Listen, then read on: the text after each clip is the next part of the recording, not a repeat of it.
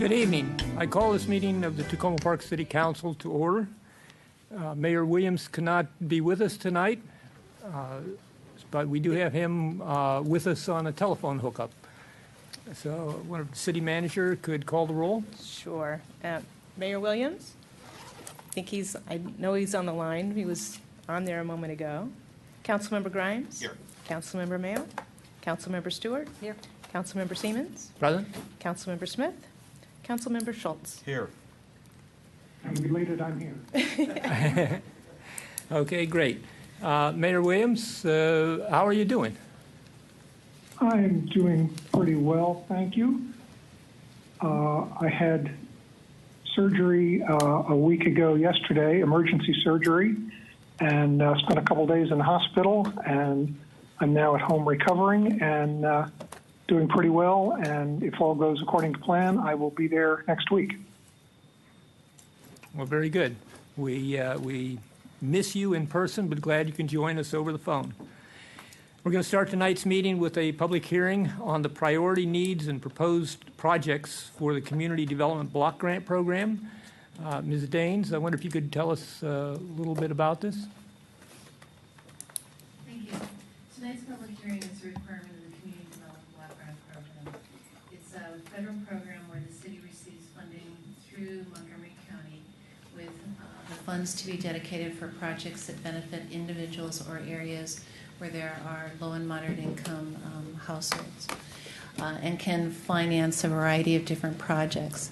The intent of tonight's public hearing is to solicit comment from the community in hopes of identifying or further identifying what those specific needs may be. Thank you. Is anyone here to testify on the CDBG grant? When you step to the podium, please identify yourself and your address. My name is Wolfgang Mürkner. I'm the president of the board of the village of Tacoma Park.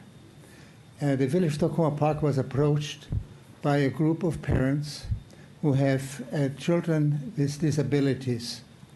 And these parents range in age between 50s and 72. And I think we all can feel their concern.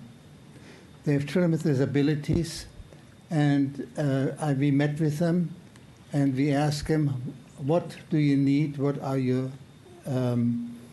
what do you want to work on?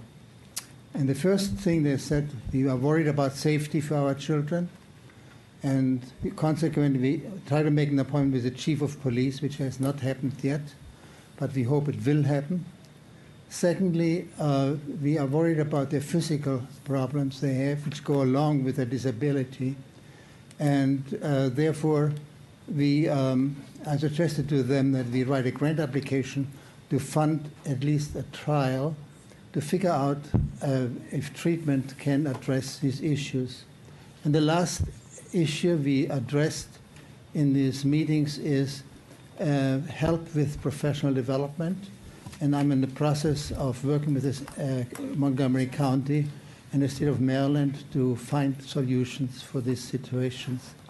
So what we did do, we wrote a grant for the second proposal, which sponsors 4 individuals, and we will ask the Spirit, which is a company which does the training, to give us a before and after assessment, so we know how effective this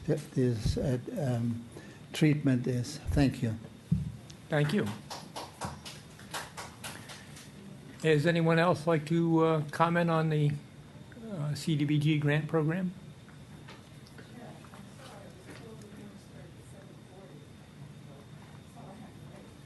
Okay, right now we're doing the public hearing on the priority needs and proposed projects for the Community Development Block Grants.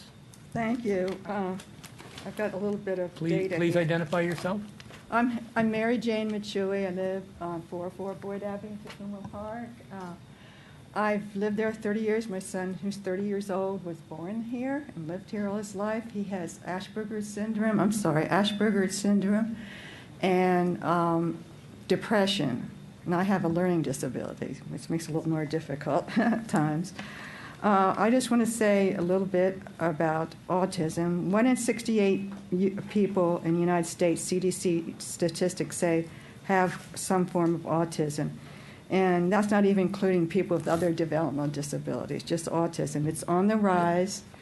I estimate from Google's estimate of the amount of people who currently live in Tacoma Park that means at least 260 people in Tacoma Park, our citizens, have autism or some form of it.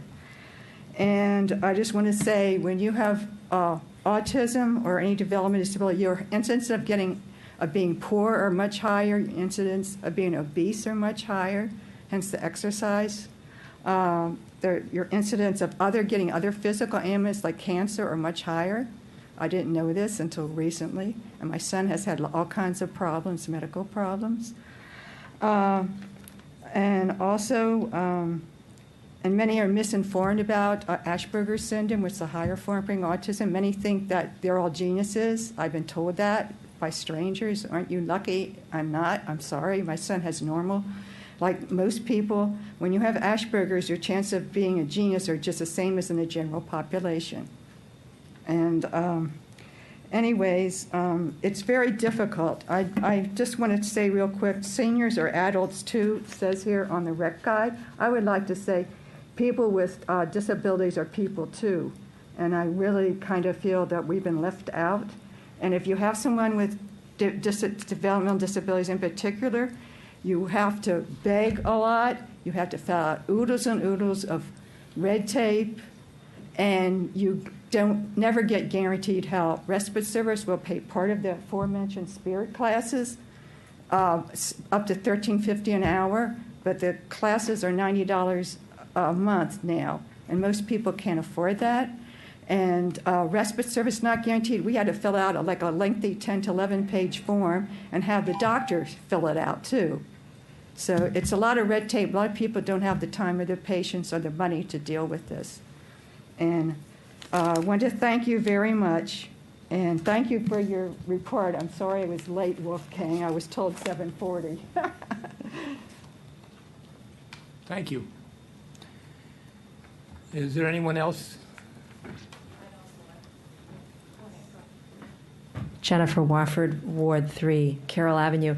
I just wanted to say, I have always been curious, and maybe I'll learn. I asked Ms. Daines if I could meet with her before we get started again on the Grants Review Committee. I have always been curious, why don't we have community development organizations? Why don't we have a TPCDC or a TPNDC, Neighborhood Development Corporation or Community Development Corporation? I come from Massachusetts, where they are plentiful. When I lived in a neighborhood just like Tacoma Park, we had half a dozen. So I'm just curious about that. I don't know how that developed. I guess I'll just learn. But I would urge that long view that Tacoma Park needs a community development organization, an independent nonprofit that builds and develops everything from grocery stores to housing to community needs for low-income families. But Right. That's it. Thank you. Thank you.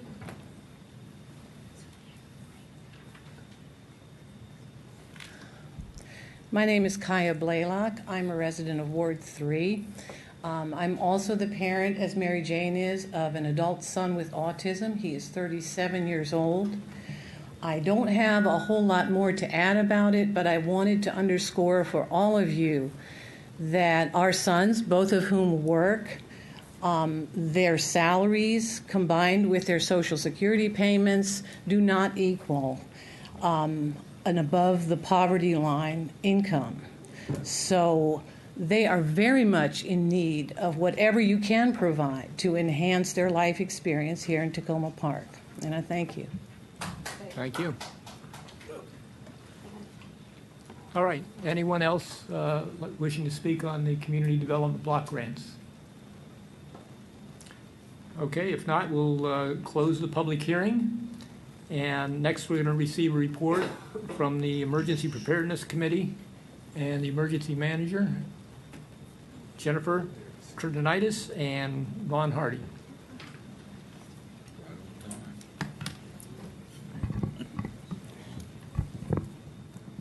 Good evening. Thank you very much for having us tonight. it occurred to me that it had been a little longer than our regular biannual review, so I am going to include some stuff from 2014, but mostly we'll focus on our work this year for that we've done so far in the committee. So we have been pretty active, and having Ron here as the city emergency manager has been a huge help to that. He's done some great work, and you'll get to hear more about that after I do the committee brief. I'm structuring kind of my report based on our code, just to kind of, we have these items that we're supposed to be working towards, and just we'll talk to that. So the first part is reviewing the city's emergency operations plan and other supporting emergency documentation. And a lot of that is really what Ron's work is focused on, so I'll let him, I'll let him brief out on that. The next part is exploring the formation of volunteer neighborhood teams that can assist city departments in carrying out emergency activities when needed.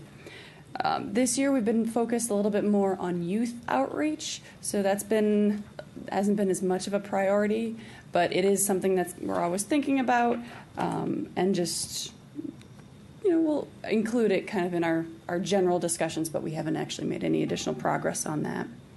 Our big area really is our outreach. So the next is coordinating with the city and the county to educate residents on their individual responsibilities in being prepared for emergencies. We've done quite a bit on that. For example, this September is Preparedness Month, and we have a lot going on. We will be at the Folk Festival, and Ron has put together some really fun new ways to engage youth. So we've got a great beanbag game, some posters. Last year we put together a question quiz game. Washington Adventist Hospital donated weather radios and headlamps as prizes. So for we ended up having a raffle, and then whoever put their name in, we picked out, and they got to win a preparedness item, one thing to help further their readiness for a storm. This year for Preparedness Month, we're really looking at kind of the general preparedness, but also a little bit at city employee preparedness. So again, I know Ron has done quite a bit of work with that.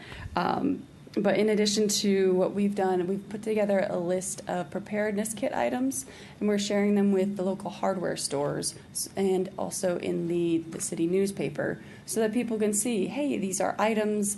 A lot of times they are, at least one item on that list is on sale at a hardware store, which makes it very affordable to pick up and gradually build your kit so that you're ready when you need it. Again, we received a donation of weather radios from Washington Adventist Hospital.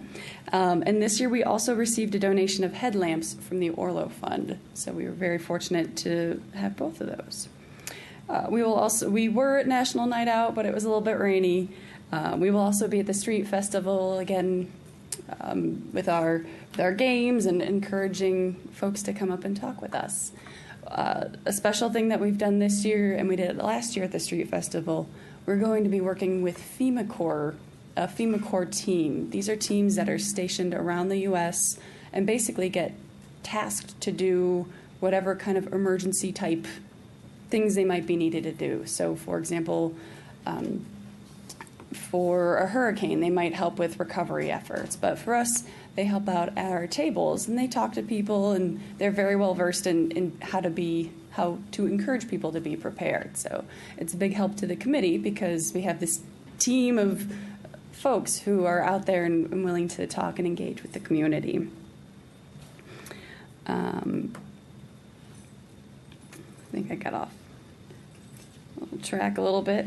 Ron has also been working on general outreach with apartment complexes, and again, he'll talk more to that. And we also have our emergency PSAs running on Tacoma Cable.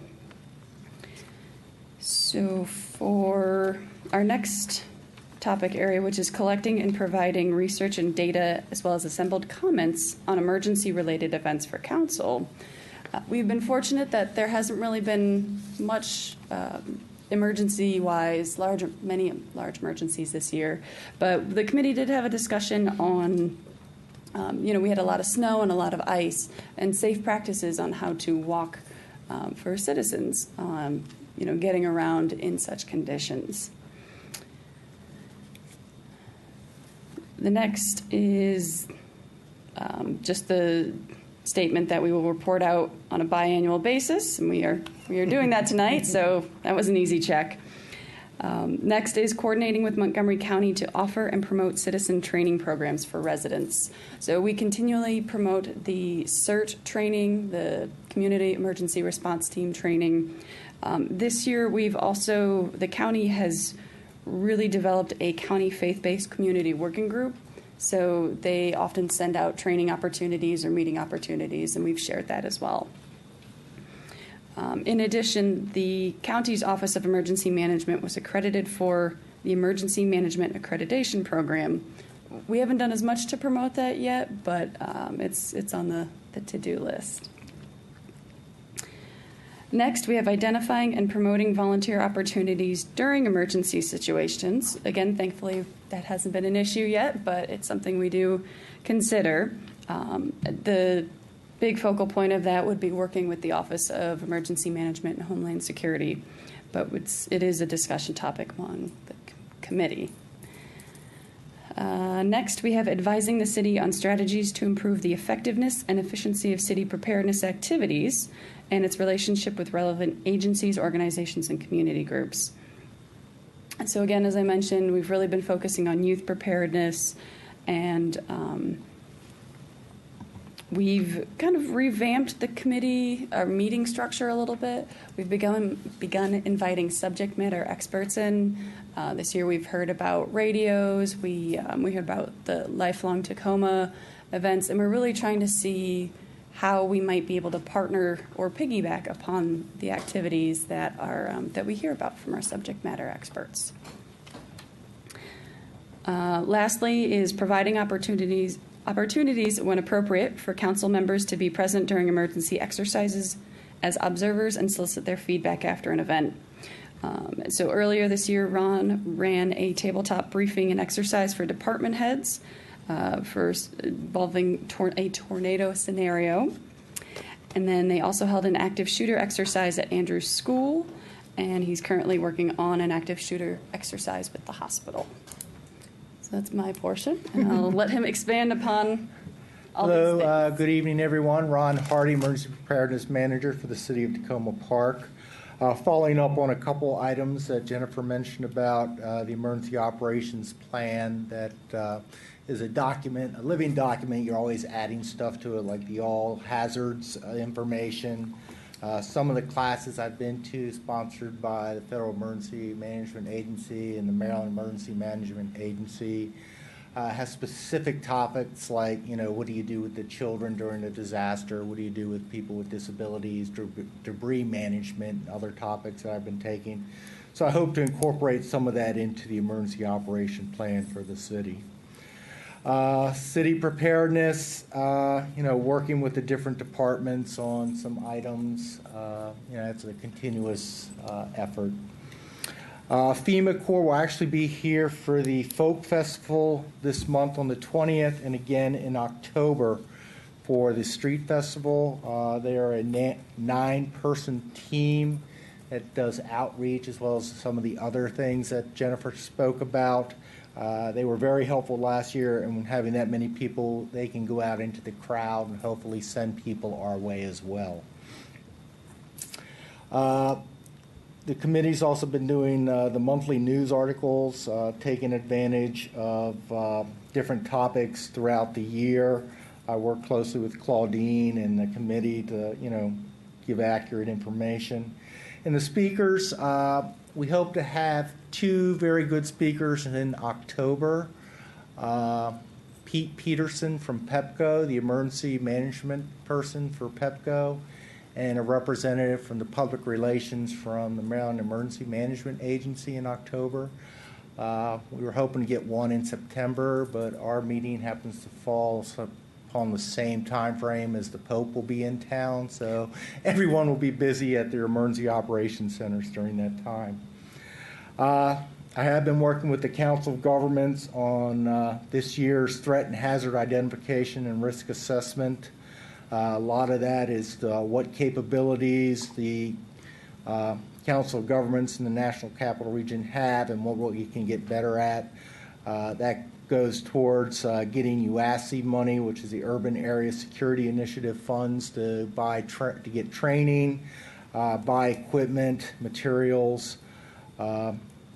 85% of that money already that we get on a yearly basis goes towards projects and efforts that are already on a sustained level, like some of our communications equipment, some software.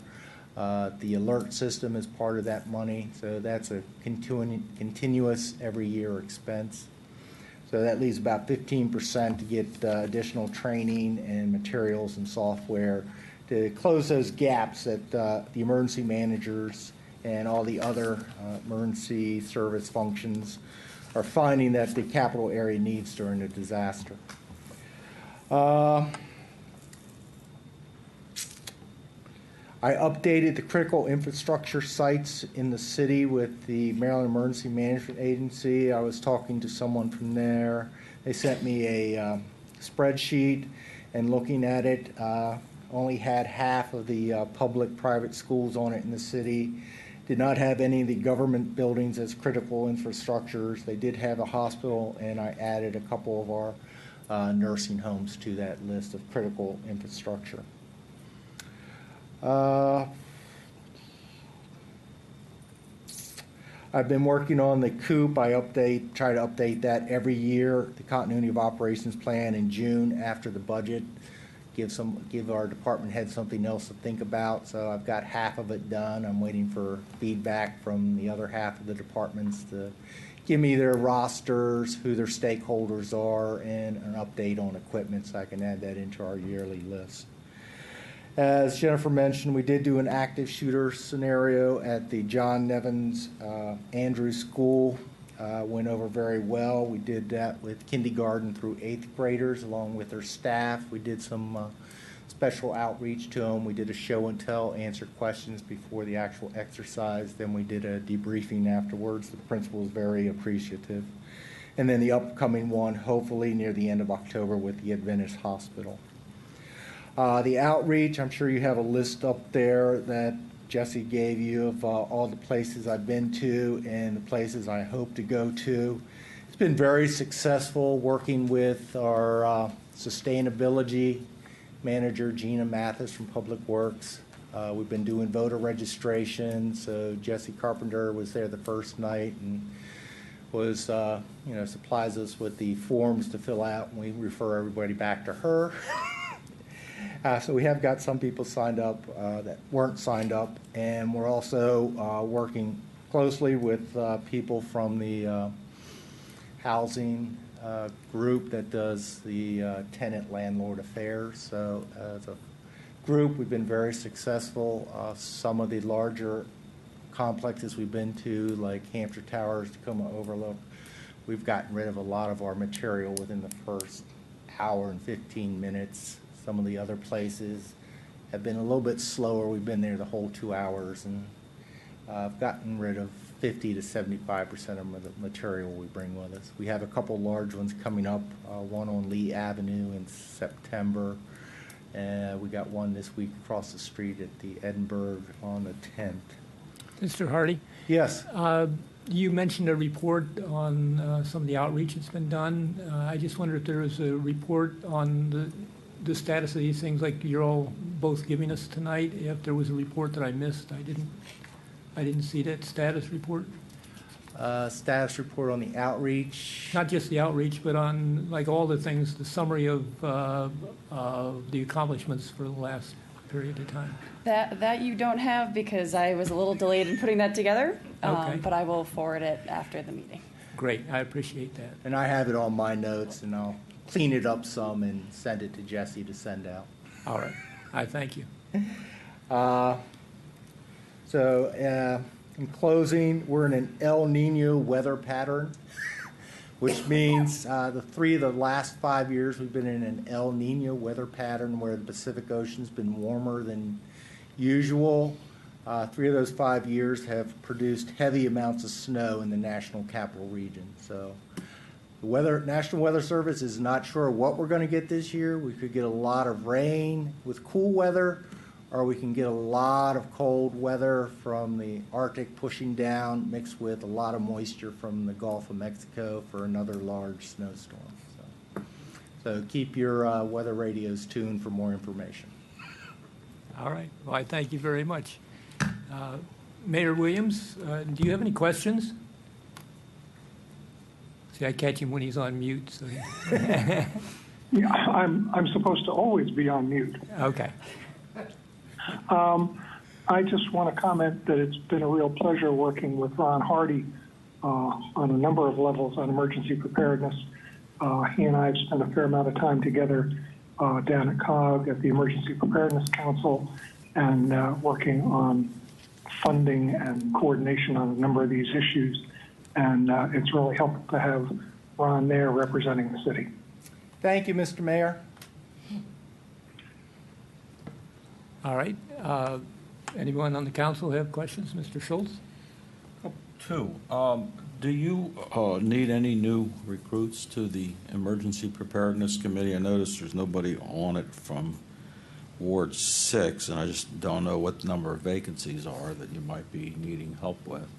Yes, I believe we have 2 vacancies at the moment. Okay. And definitely 6, possibly 5. I want to say maybe 4. 1 and 2 have always been pretty solidly represented, but it's kind of fluctuated depending on the others. The other question I have is that at some point, I guess in the next year, Tacoma Radio is going to be going on the air. It's supposed to have like a 5-mile radius. It's an FM low-powered station.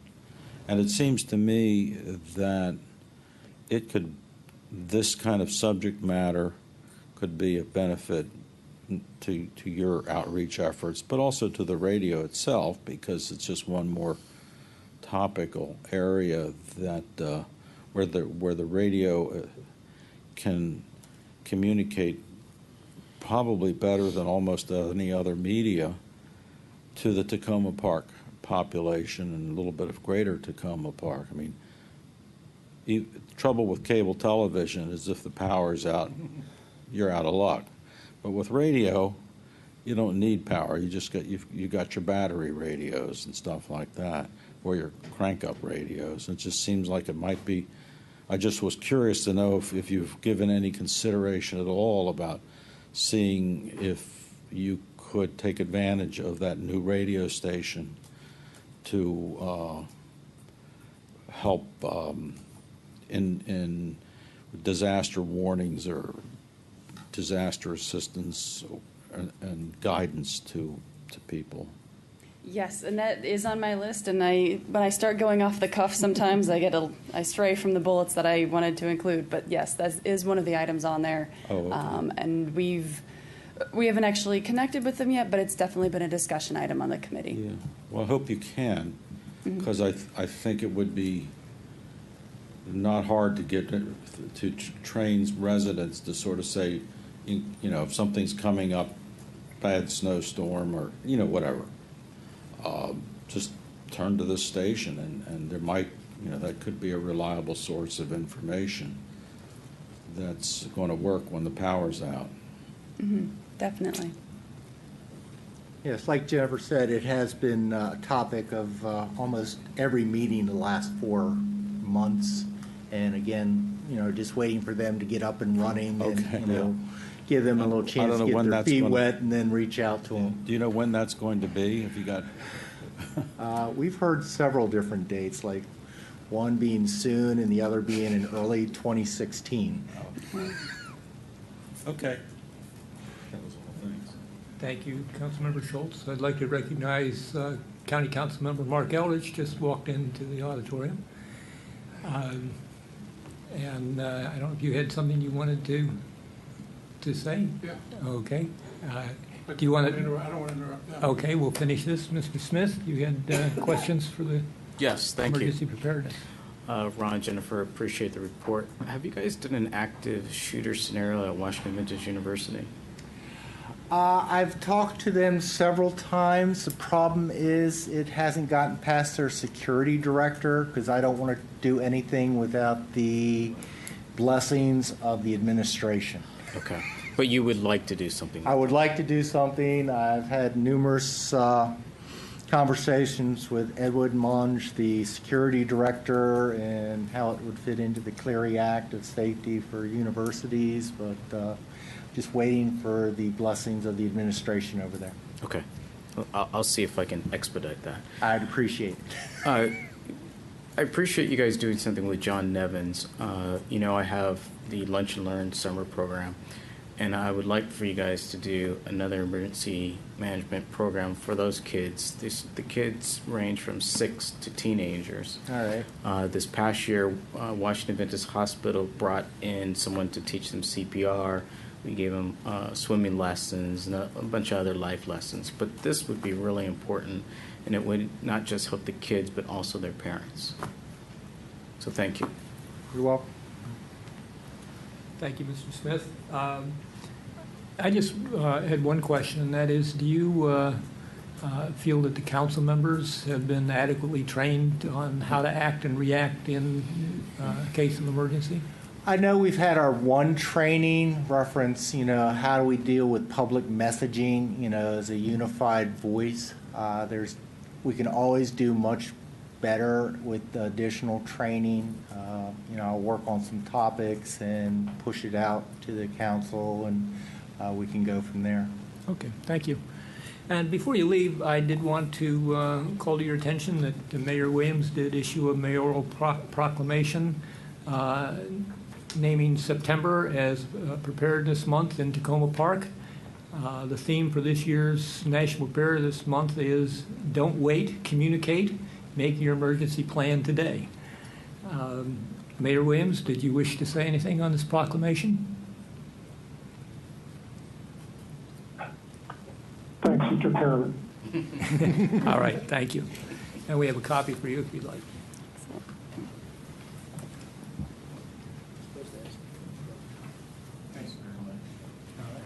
Thank you. All right, and before we continue with our meeting, I would like to invite County Council Member Elrich to the podium. So how are you all this evening? Perfectly fine. Yes. So I have two requests I want you to consider. I'm sure you're all following the stuff going on at New Hampshire Towers. And, this city's had a long and deep commitment to affordable housing and trying to make sure we're welcome to everybody. And looking at what's happened there, that I think it's 8 years ago, there were 400 affordable units. And when this deal is finished and done, in 2018, I think the units will only be affordable to people making 80% of median income. I forget if it's 2018 or 2020. It doesn't really matter very much. And in 2028, it's all the controls are off. So you will be down to 0 units of where you used to have 400, and that's not insignificant. Any of you who know the people up there had the opportunity to, follow any of the news stories or talk to folks. This is really tragic. And it's a tragedy that could have been avoided. I thought it was a serious mistake to have allowed the county to make the deal that it made in the beginning. The county has absolutely refused to enforce the contract, despite efforts from the city to get them to enforce the contract, and despite efforts of my staff to get them to enforce the contract. And, in case you're all not aware of this, this building was sold to the previous buyer on the condition that they get to convert half of it to condos and that they would have so much money. They paid $15.8 million for both buildings, sold over 200 condos of probably 125 to 150 each. They would have so much money that they'd be able to help fix up the rental apartments that remained. If you look at the contract that they had and look at the contract that the new owner has, you'll discover that the same things that the previous owner was supposed to fix are on the list of things that the new owner has to fix. And sadly, the county housing department has justified continuing the exemption from rent control based on the work that needs to be done. Well, the work should have been done before, and the county had the opportunity to enforce the contract and the demand that the work be done, had the ability to use code enforcement to force the work to be done, had any numbers of ways to force the work to be done. And instead, the county did nothing. And so now you hear about how bad shape that building's in, and I'll remind you that the county now does your inspections as well, and you got to ask yourself, how does a building get this bad if the county's supposedly doing inspections? So the sale from the previous owner to the new company, Orlo, was approved by the county along with the exemptions from rent control. And this is absolutely critical to understand, because people have said, well, what choice did the county have? Our housing director has said that we didn't have any choice. And I'll tell you what your choice was. It's really simple. The county could have said, you're not exempt from rent control. And $21 million is too much to pay for a building that's in bad shape and under rent control. So what the county did was enable the previous owner to sell one building for more than they paid for two buildings without abiding by the contract they had signed with the city and with the understandings that the tenants had. And the new owner gets to buy it, stay exempt from rent control, and do the work that should have been done before. And the county could have said no exemption, which would have done what the marketplace usually done, would have forced the purchaser to go back to the seller and say, I can't buy this building for $21 million because you've got $3 million worth of work, or however many millions it is, and I'm not going to be able to make the rents because I'm left under rent control. So instead of the county being helpless, is what it's claimed to be, the county aided and abetted this. And so let me say what I'm asking you to do, and then we can discuss that's what I'm this. asking. My request is, you have an agreement you have a law that stipulates that the county can come into Tacoma Park and make deals like this and take units out of rent control. What I would ask you to do is rescind the law. Do not deal with the county. This is a hard thing to say. I'm a county council member. But this is my community, and what happens here really, really matters.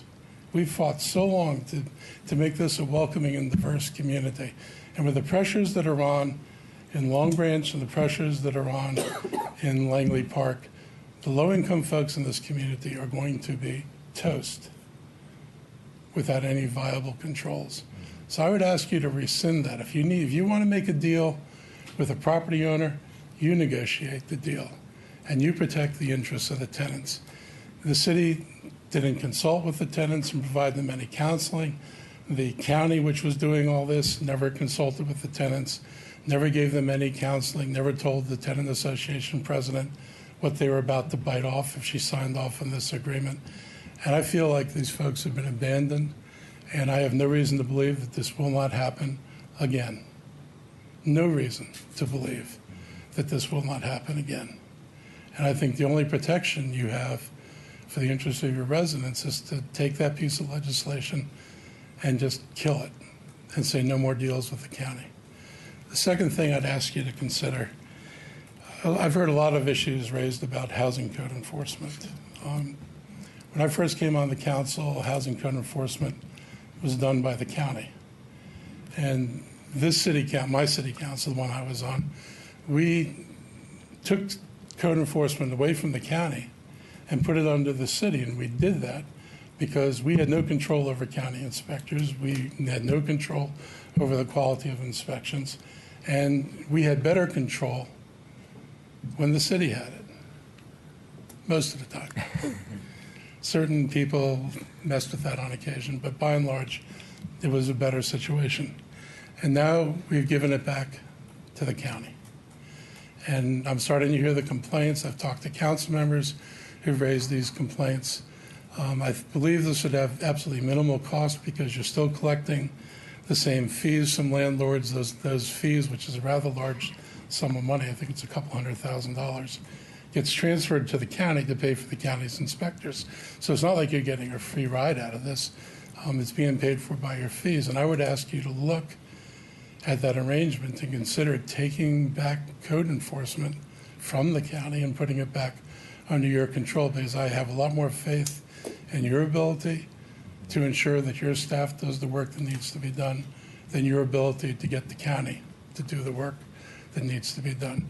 In cases like Hampshire Towers, I've seen the issue on the apartment building in Kennewick, where the county apparently couldn't inspect it for 10 years, whatever that sad story is. The county's taken a path of preferring to negotiate with people rather than come out and flat out enforce the code. And I would ask you all to think about those things. I think it really matters to the welfare of the people you represent, and it matters a lot to me still, even if I'm not sitting up there with you. That's my pitch. And it's not an easy thing for me to say. All right. I thank you for coming in and sharing your passion with us. I know that the council is probably going to want to talk more about this. Since this is not on the agenda tonight, I think we'll postpone that until another date. But I appreciate your stopping in. Sorry, I didn't expect you all to act tonight, but I hope that somebody will put a bill in to make the change. And no matter what the county says, don't do it. Don't. Yeah. I cannot guarantee that it'll work out as we planned. Okay. Anybody I know else? Mr. Schultz had a question. I really don't want to open it up to. No, I don't have a question because of what Councilmember Siemens has said. I think it's inappropriate at this time, but I do want to thank you for popping in here tonight. And I do think that your ideas are interesting and challenging and something that we need to consider, particularly because I represent all those people as we both know. So I would look forward to that. I'd be happy to come back if you guys do a work session and want to talk. I think I'd be happy to come back and join you. All right. Thank you. Okay. Thank you very much. Thanks again for coming. Okay, I was going to say we don't have any additional agenda items tonight. Looks like we already had it. But I will note that our next meeting is going to be held on Tuesday, not on Monday. It's going to be on Tuesday the 15th in respect for Rosh Hashanah. And I encourage everyone to periodically check the website to see what's going to be on the agenda, each week's agenda, or contact your county, your city council member. County works too. Yeah, right. We're now going to accept public comments on any agenda items that are on tonight's agenda. When you come to the podium to speak, please identify yourself and remember to limit your comments to 3 minutes. Jennifer Wofford, Ward 3, Carroll Avenue. I wanted to give a very quick thank you and report back on the Cincinnati-Tacoma Teen Leadership Camp. So I'm going to pass up to Ms. Ledlow the Dear City Council little card the kids made you, and then a packet that you could each have with photos of the camp. And then what I'd love back, I can just pass these around, and then I could pick them back up again on the other side from Mr. Dan Weber, the kids' evaluations, which were all fabulous. So I'll just bring these. Thank you so much.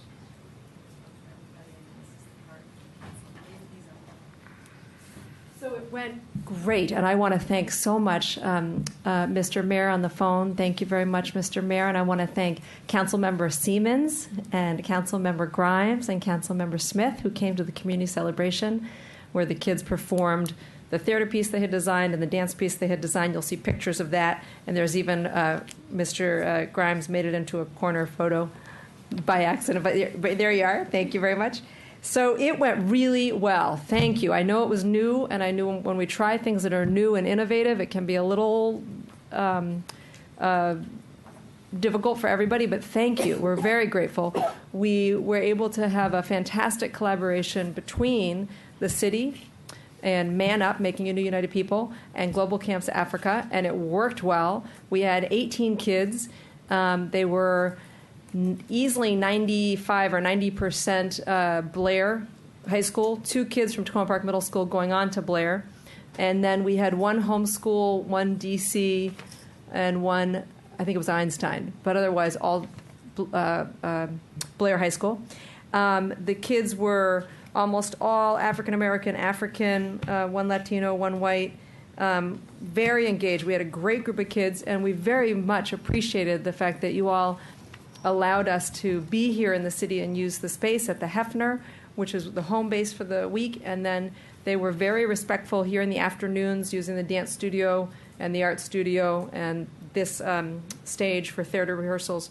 So I think we interacted. I hope you feel the same way. We felt like we interacted appropriately and politely, and the kids were really wonderful and fantastic. And only one kid was currently a member of Man Up, so that's a win-win with 18 kids and, you know, a lot of them from Blair and local, from Maple Ave, Lee Ave, bunch of neighborhood streets of I'm trying to remember them. Anyway, good kids, great program, and I want to thank you very much. And I just shared the evaluations. I'll pick those back up from Mr. Dan Weber if you want to skim them, but please keep the photos. If you don't want this, no problem, just send it over along and I'll pick it up. But thank you very much for taking the risk on something new. And Ms. Wolford, I compliment you on a successful camp first year adventure. Thank you. Yes, thank you for your work. Thank you. Okay, we got a little bit out of order on the public comments. I wanted to see if anyone had comments on the site plan application for 6413 Orchard Avenue. Okay, if you'd step to the podium and identify yourself. I'm Dan Robinson. I live on Birch Avenue, and I have a building right next to the property at 6413. Hi, everybody.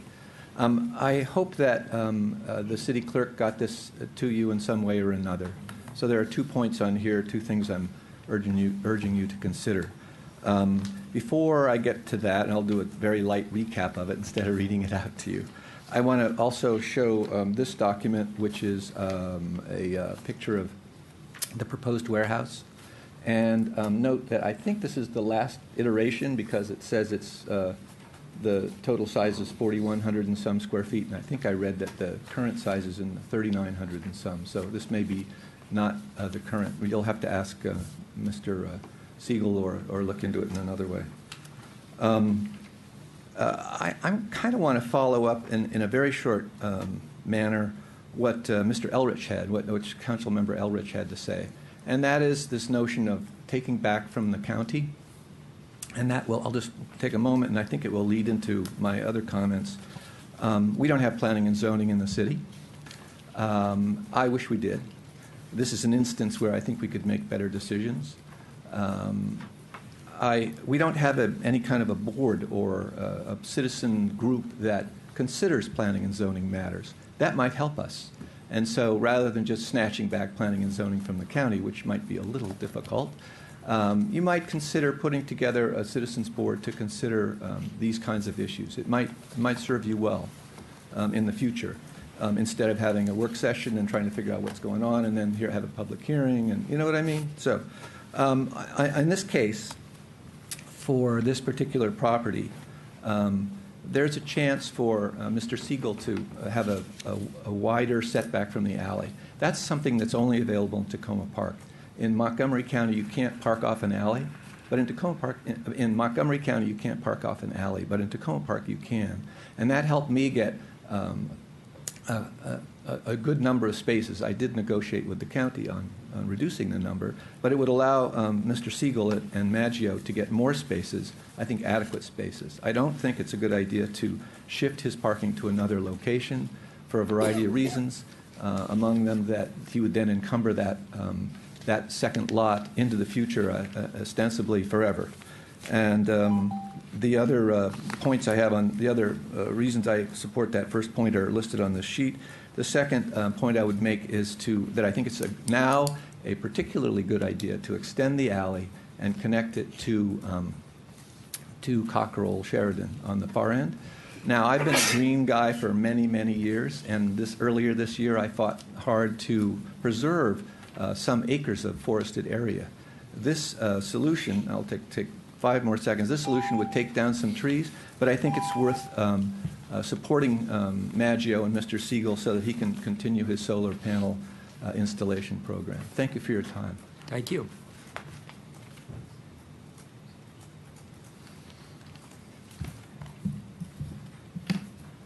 Hello, my name's Paul Wida. I'm a resident at 6413 4th Avenue. I hope the council will allow me some time. I'm going to read a letter from some neighbors that we had drafted in. I believe council has received a copy of. I would like just to start out reading it from my phone here. Our neighborhood in Pinecrest has concerns about Maggio Roofing's proposed storage building at 6413 Orchard Avenue. In general, construction of this storage building, while it may meet existing zoning, doesn't really enhance the redevelopment of New Hampshire Avenue corridor, as we believe, given its essentially industrial nature and proximity to our neighborhood. We also recognize, however, that the proposed building would be less of an eyesore than other sites near that area. The existing storage arrangement is what we're looking at as far as being proposed and built. If the proposed structure is approved, however, we believe it's crucial to include provisions that accomplish two main objectives. One, refocus the access and parking towards Sligo Mill, Sheridan, and away from Orchard and the rest of the neighborhood. Correct the problem of the absence of off-street parking spaces for the businesses. The proposed site does not appear to accomplish these objectives nor address them. I only see 5 available spaces, a 6-1, which is a handicap spot. One, it proposes, on normal work days and many more than, 6 Maggio employees will park their cars along Orchard. In fact, I have a satellite picture from Google Maps that shows no less than 10 cars parked along Orchard. The site plan locates dumpster on the southwest side of the building, closest to the existing office building and the adjacent townhouses. The site does not show an extension of Sheridan to Orchard Alley, thus providing access egress for deliveries and truck traffic from Sheridan, not Orchard. So I believe my neighbors and I would definitely encourage further study on the Cockerell Avenue, Paper Street, and understanding that, yes, there are trees involved, but driving delivery traffic away from Orchard would probably be in the best interest of everyone. For the plan to be approved in such a way to make it compatible with the existing residential neighborhood along Sligo Mill Road, Orchard Avenue, 5th Avenue, 4th Avenue. We think that the proposed must address the following: include more off-street parking, extend Sheridan Avenue, intersect with Orchard Alley, and relocate the dumpster away from the neighborhood. Right now, it's proposed to be towards the condos that are currently located on Orchard. Thank you for taking our concerns into account. I appreciate your time. Thank you. Thank you. Anyone else wishing to comment? Roger? Thank you, Councilmember Stevens. Roger Schlegel, 6512 Allegheny Avenue. I would just like to say that the three of us who are commenting 3 in a row here about this site plan are representing many more residents in Pinecrest who are concerned about it. In fact, we had, I think 12 made it out at noon on Saturday and spent an hour discussing it with the city manager and with our council member, Stewart. I just want to say that this is not a classic NIMBY case. We are not up here saying never, not in our backyard. We actually have talked a lot about the peculiar nature of our neighborhood and the grandfathered light industrial area there, and we simply want to coexist harmoniously with development. To do that, we really need your help as a council to help us articulate a development vision that really looks at how this area is going to be built out. The area in question is probably as big as, say, the city-owned lot at the junction. It's just one piece of the lower New Hampshire Avenue area. So if we want to think about how this will be when it's built out and the kinds of parking demands and traffic and vehicle demands that will be there. We also want you to really be aware, and we would love for you all to come out and just walk around in the area and just see the particular details and constraints here. It's directly across the street from what will be a playground in a few months and from the community garden. And as a result, it's important that we negotiate the constraints of this in an equitable way. We don't want to put Mr. Siegel out of business. We want to support a green business, but we have to be aware of how tightly compressed things are there. Getting the details right matters with something like this. For example, the drawing that we've seen, the illustration we've seen, doesn't show the rear of the building, and that's what the residents on Orchard Avenue will be looking at very close at hand throughout the winter months.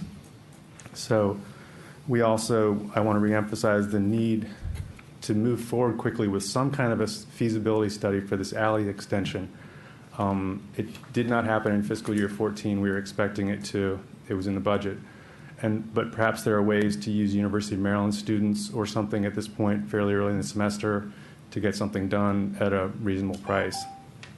So just to reiterate, the four things that we feel are important are, number one, sufficient off-street parking and a plan to ensure that Maggio's fleet and employees do not clog up nearby residential streets.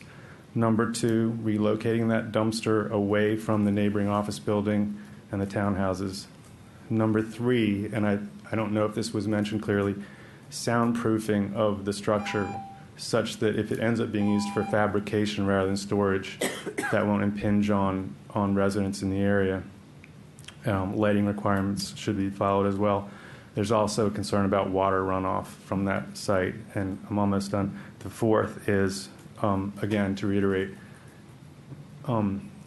creating a spatial separation of this light industrial activity from the residential area by developing some kind of egress that goes straight out to Sheridan and New Hampshire Avenue.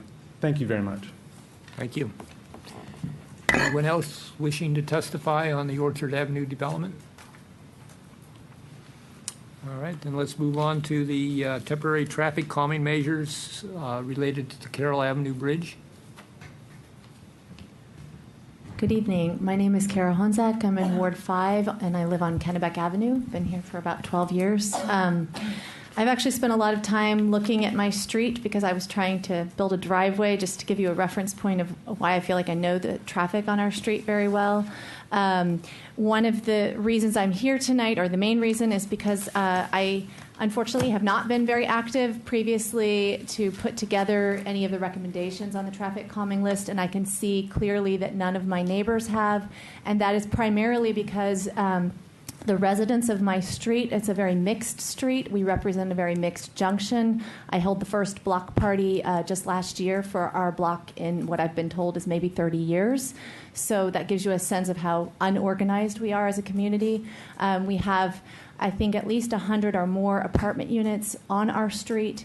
We also have condos that have they've just been switched to condos from rental units, and we have residents.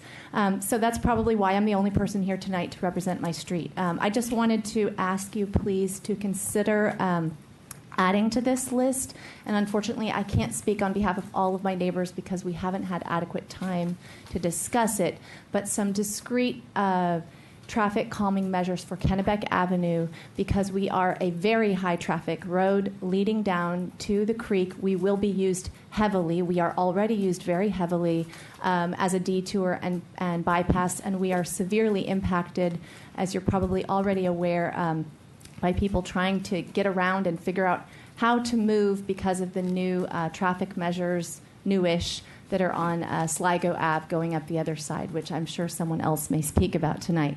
But in light of that, I guess for some discrete suggestions, we would like to put forward at least perhaps bumps on our street that could be placed there. Definitely the pedestrian walkways need to be painted or repainted. The stop sign at Roanoke and Kennebec, people already do not stop at. So we need to find some measures to slow the traffic. We are also a very high pedestrian street because we are used by all the pedestrians coming from Houston Avenue and Roanoke to come all the way down and get up to Flower on a regular basis, and children skateboard down the street into the junction. They play basketball in the middle of Kennebec, which seems reckless and crazy, but it is what it is. And we are, I'm sure, at least 200 or 300 times more people every day of the week on our street than the nearby neighborhoods that are all addressed in these traffic calming measures. So please take time to consider what you might put forward for our street. Thank you. No, this is Jared's. Thank you. You're thinking of Kennewick. Right. Hi, good evening. I'm Frank Demaray at 806 Maple. I've been communicating, organizing around the issues related to the traffic calming. We have a blog, Tacoma Traffic, WordPress.com, where we're trying to organize information, share information. And just want to comment, I had a little bit of trouble, got the list only from the Safe Roadways Committee, which I'll be the Ward 5 representative. This list of recommended is not readily available that I know of, that I haven't seen, out to the community. So it would be very helpful to more broadly get this communicated. And it's on the website. It's on the website, but people didn't know it was there. Okay, we have to figure out how to alert people as to where it is and how to get to it. Didn't know that it had been posted, didn't know, that this was coming up till a week or so ago. So comment number one, better communication, because it can be very, very helpful. Comment number two, with respect to the items that were listed and the items that are recommended, it's actually hard to follow, okay, what's truly recommended. There's a lot of blank spaces when, on the original calming requests in terms of any notes or anything, and then on the recommended, there's a lot of things that are just, not clear. Critical in all of our comments were pedestrian safety, Maple Avenue, where Maple Avenue, residents, stuff we just heard about in Kennebec, critical to focus on. There's things on here, the police looking at additional crosswalk.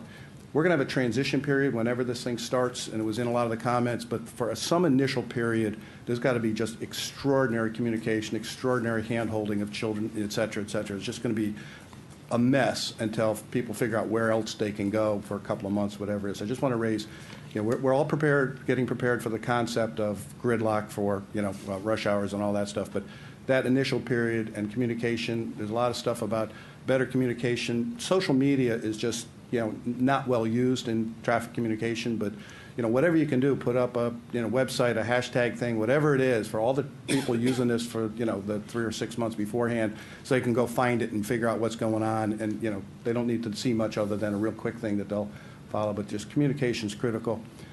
We need as much relief as we can, wherever you can. We appreciate all the effort that's gone into this. I will mention that we have we have associated a neighborhood of Maple, Kennebec, Maplewood, and Sligo Creek Parkway as a neighborhood association. And we're going to be raising a petition. We have a petition going on. We're going to get back to the county about the Sligo Park Hills. We're having a consistent negative reaction, and very, very strong negative reaction from the traffic planning team up there. And they've said no, no, no. And they've said that, you can never, ever revisit a closed neighborhood decision. And there is a provision in the county regulations to revisit it. It needs 35% of our neighborhood. We're going to have 35% of our neighborhood on a petition, and we're going to ask the city council to support us in asking the county planning to revisit. It'll be a multi-year process. It's not going to help us during this probably, but for our neighborhood and for everybody else to be looking at totally open roads that we won't be able to use when we can't get out of our neighborhood for 15 or 20 minutes is going to be very painful. So raising that, we'll look for your support on that. And again, thank you very much for all the effort going into this. Thank you. Anyone else wishing to testify on the traffic calming measures for the Carroll Avenue Bridge construction? Then let's move on to the next item, which is the upcoming Tacoma Park election, including a possible advisory question on the November ballot regarding the timing of elections. Anyone wishing to comment on that? Mr. Ritchie?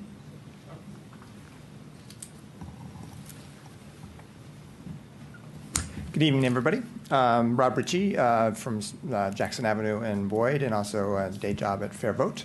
I think it's a really important conversation that looks like you'll be entertaining tonight about moving Election Day to higher turnout times of voting. It's part of a national debate that's going on because there really has been this dramatic growing disparity between turnout in odd year and off-time elections and the November even year elections.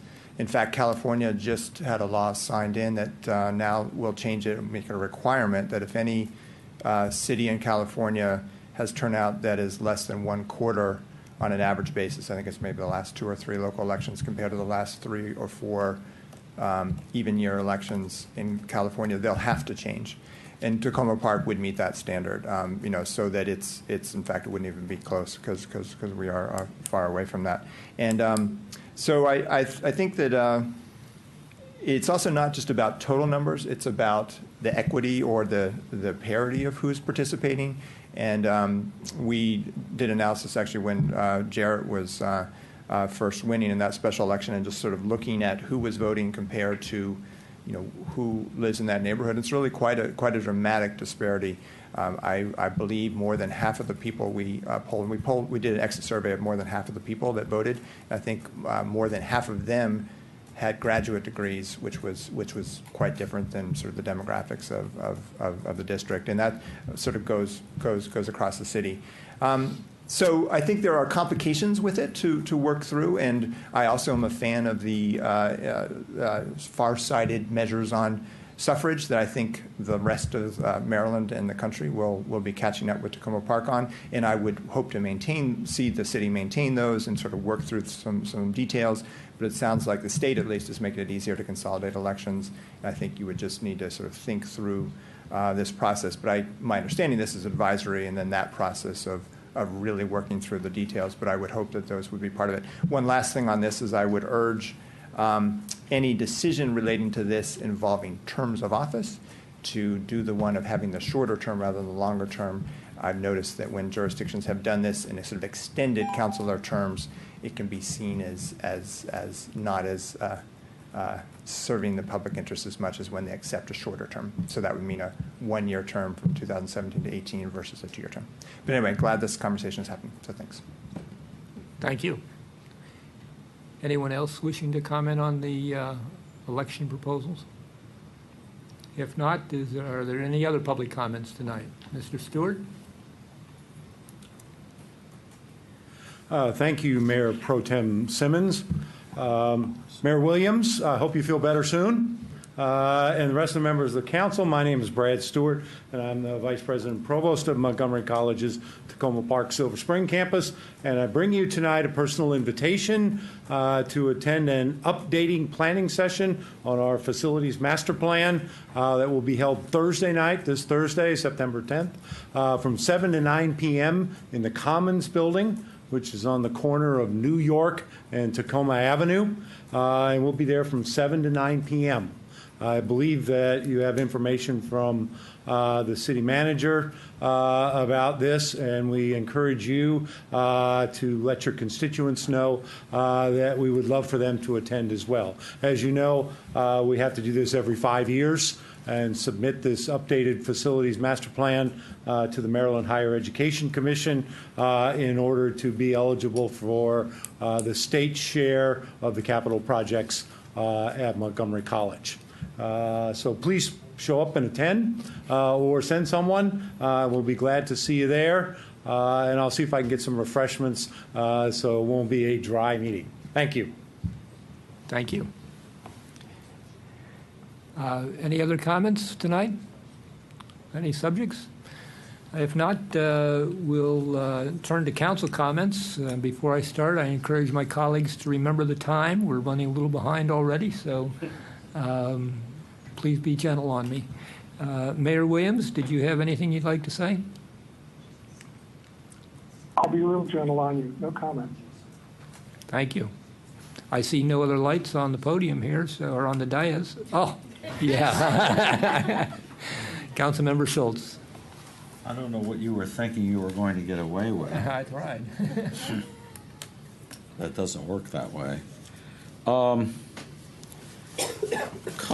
Several things I've been saving up for the last 6 weeks, so I'm going to probably need about an hour. Good luck. Right. I'll probably get shot. I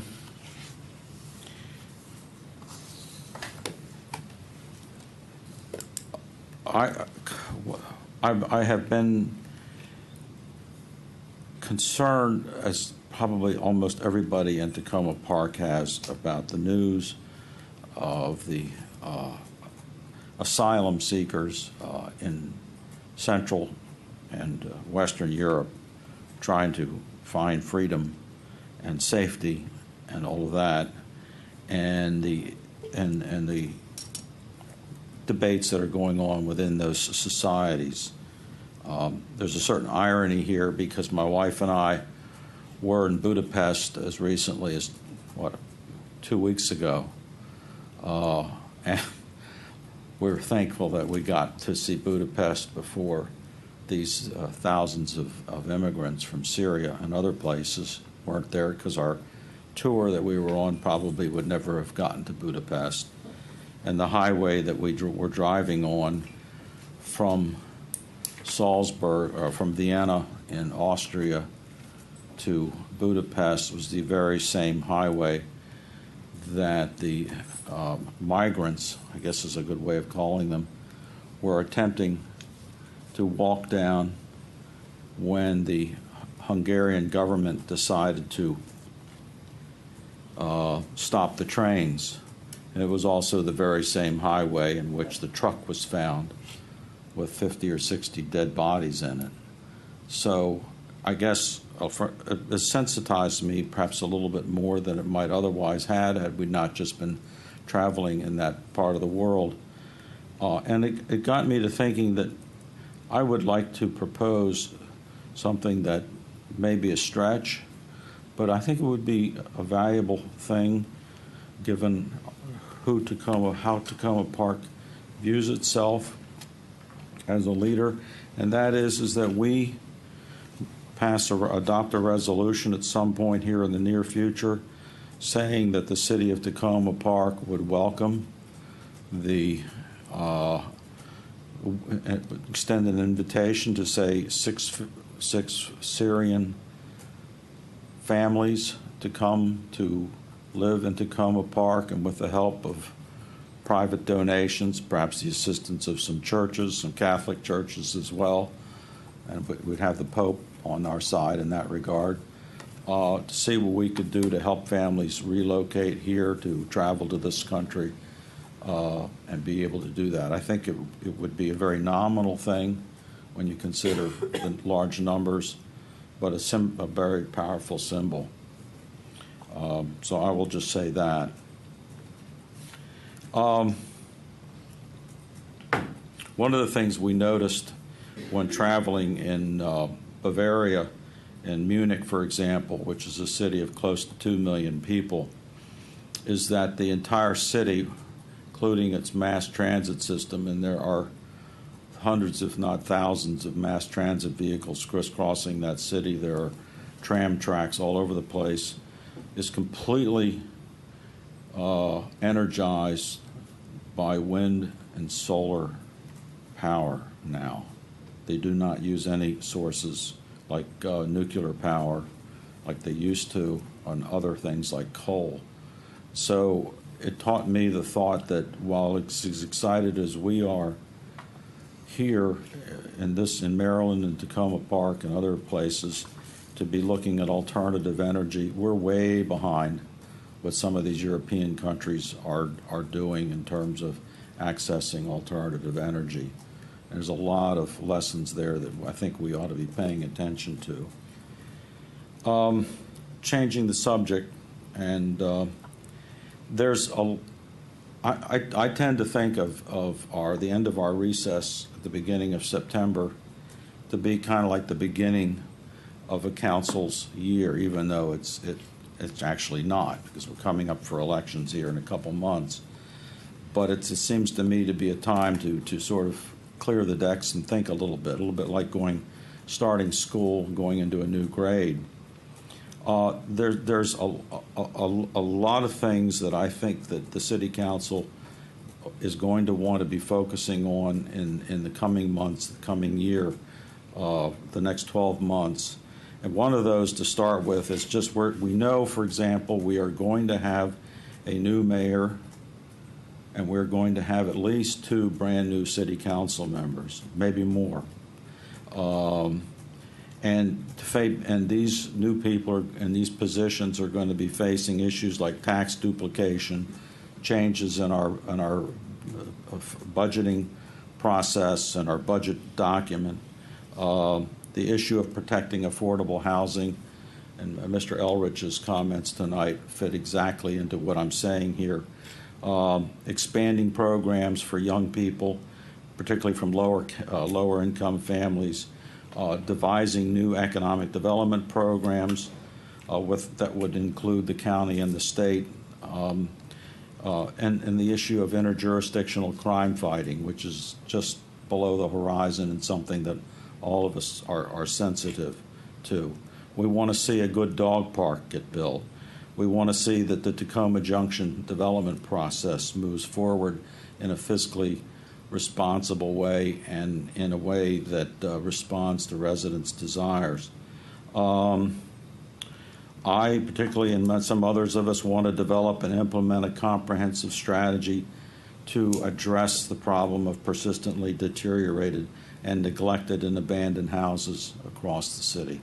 We need that really desperately. We need to be doing a better job of reaching out to the businesses in the New Hampshire, in the Crossroads area, to help them cope with the coming Purple Line, which, believe it or not, seems like it might actually be coming. It's a long way down the track, but it'll be here someday. I think we need to do a better job of being more proactive and reaching out to the businesses that we want to attract to the Crossroads and New Hampshire Avenue, rather than waiting for them to arrive and then trying to figure out how we're going to cope with them. Thinking of the Taco Bell, for example. And protecting affordable housing in the city is always on everybody's agenda these days. We also want the rec center is something that we're started to do the very early planning on this year, and I want to be able to see that to go forward. And there's some other things as well. So these are all important things, and these are, I mentioned all of these, this run down this list, and I thank you for bearing with me, because these are the basic reasons why I am going to be running for re-election this fall, and I want residents of my ward and the city to be aware of the fact that I'm looking to run for my 4th term on the city council.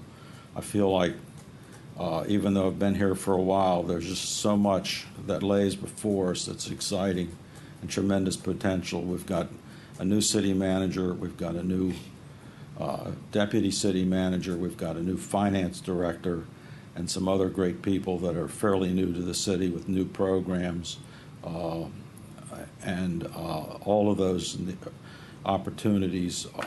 That just means there's so much potential for change and realization of opportunities. So that's why I'm listing the kinds of things that I think are so important for us to be focusing on. Thank you. Thank you. Mr. Smith? Thank you. I'm going to make it quick. I want to make sure that all residents know about the State Highway Administration public meeting on September 24th to talk about the Carroll Avenue Bridge closing. It will be held at the Tacoma Park Volunteer Fire Department, and it starts at 6 p.m. I hope everyone can come out and attend this meeting. It's more of an open house. You can see the traffic detour and talk to some of the engineers about this 18-month rehabilitation for this 81-year-old bridge. Thank you. Oh, I got one. You said it was going to be quick? Yes. Okay, go ahead. Thank you. Yesterday, I had the pleasure of attending the annual Labor Day cookout. Frank DeMarais and his wife hosted for the ward. Thank you. One thing that residents mentioned that they are receiving a lot of tickets from the police because of rolling stops at stop signs.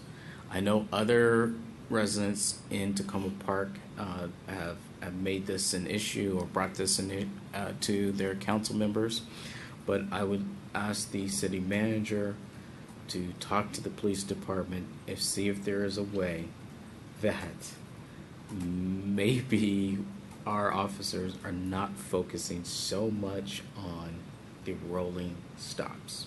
But there is one area that I would like officers to pay more attention, and that is at Erie and Maple Avenue. The issue is not so much a rolling stop, it's that drivers do not stop at all at the stop sign. And then finally, I would like to thank everyone that participated in Lunch and Learn this year. We had 110 kids. It was a fantastic program. I would like to thank Jacquette Frazier, who was the executive director, Doris Duarte, co-director, Councilmember Schultz, Councilmember Siemens, and all my other colleagues, Councilmember Stewart, Mayor Williams, Councilmember Grimes, everybody, Councilmember Mayo, for coming out and making the program a success. Thank you. I'm done. Thank you, Mr. Smith. Councilmember Stewart. Thank you. First, on a light note, I want to mention that. Can you hear me? No? How's that? Is that better? No. Okay, we'll move on then. How's that? Is that better? Yes. All right. On a light note, I wanted to mention that this week is the Silver Spring and Tacoma Park Restaurant Week, and I want to thank Laura Barkley for contacting County Councilman Hucker's office to get Tacoma Park included in Silver Spring Restaurant Week. I had the opportunity to kick it off this afternoon at 8407, the Kitchen Bar, and I think it's going to be a great event, and I hope people can partake in that. On a more serious note, this weekend we had an incident on Westmoreland Avenue in Old Town where a party that had been rented out at a local facility, Rhoda Movements, got out of hand, spilled over into the neighborhood. There were a number of instances of fighting, bottles thrown, and unfortunately a gun fired there. I would like to thank our police department for their reaction and attending to this issue. I would also like to particularly thank Captain Collington, who I think spent much of his weekend and his day off yesterday making sure residents were informed about what was going on and talking to the owners of the establishment that rented out their space. I'd also like to thank the residents who spent their Sunday morning cleaning up the park and the street in Westmoreland. So I had a very good meeting with Captain Collington, with the owners, and we are hopeful that as we move forward, this is an incident we will not see again on that block. And so, but I want to especially thank the police department for their work on this issue. And then I would just like to say, I know we have a very packed agenda moving forward this fall, but what County Council Member Mark Elbridge was here talking to us about, I hope we can take up sooner rather than later.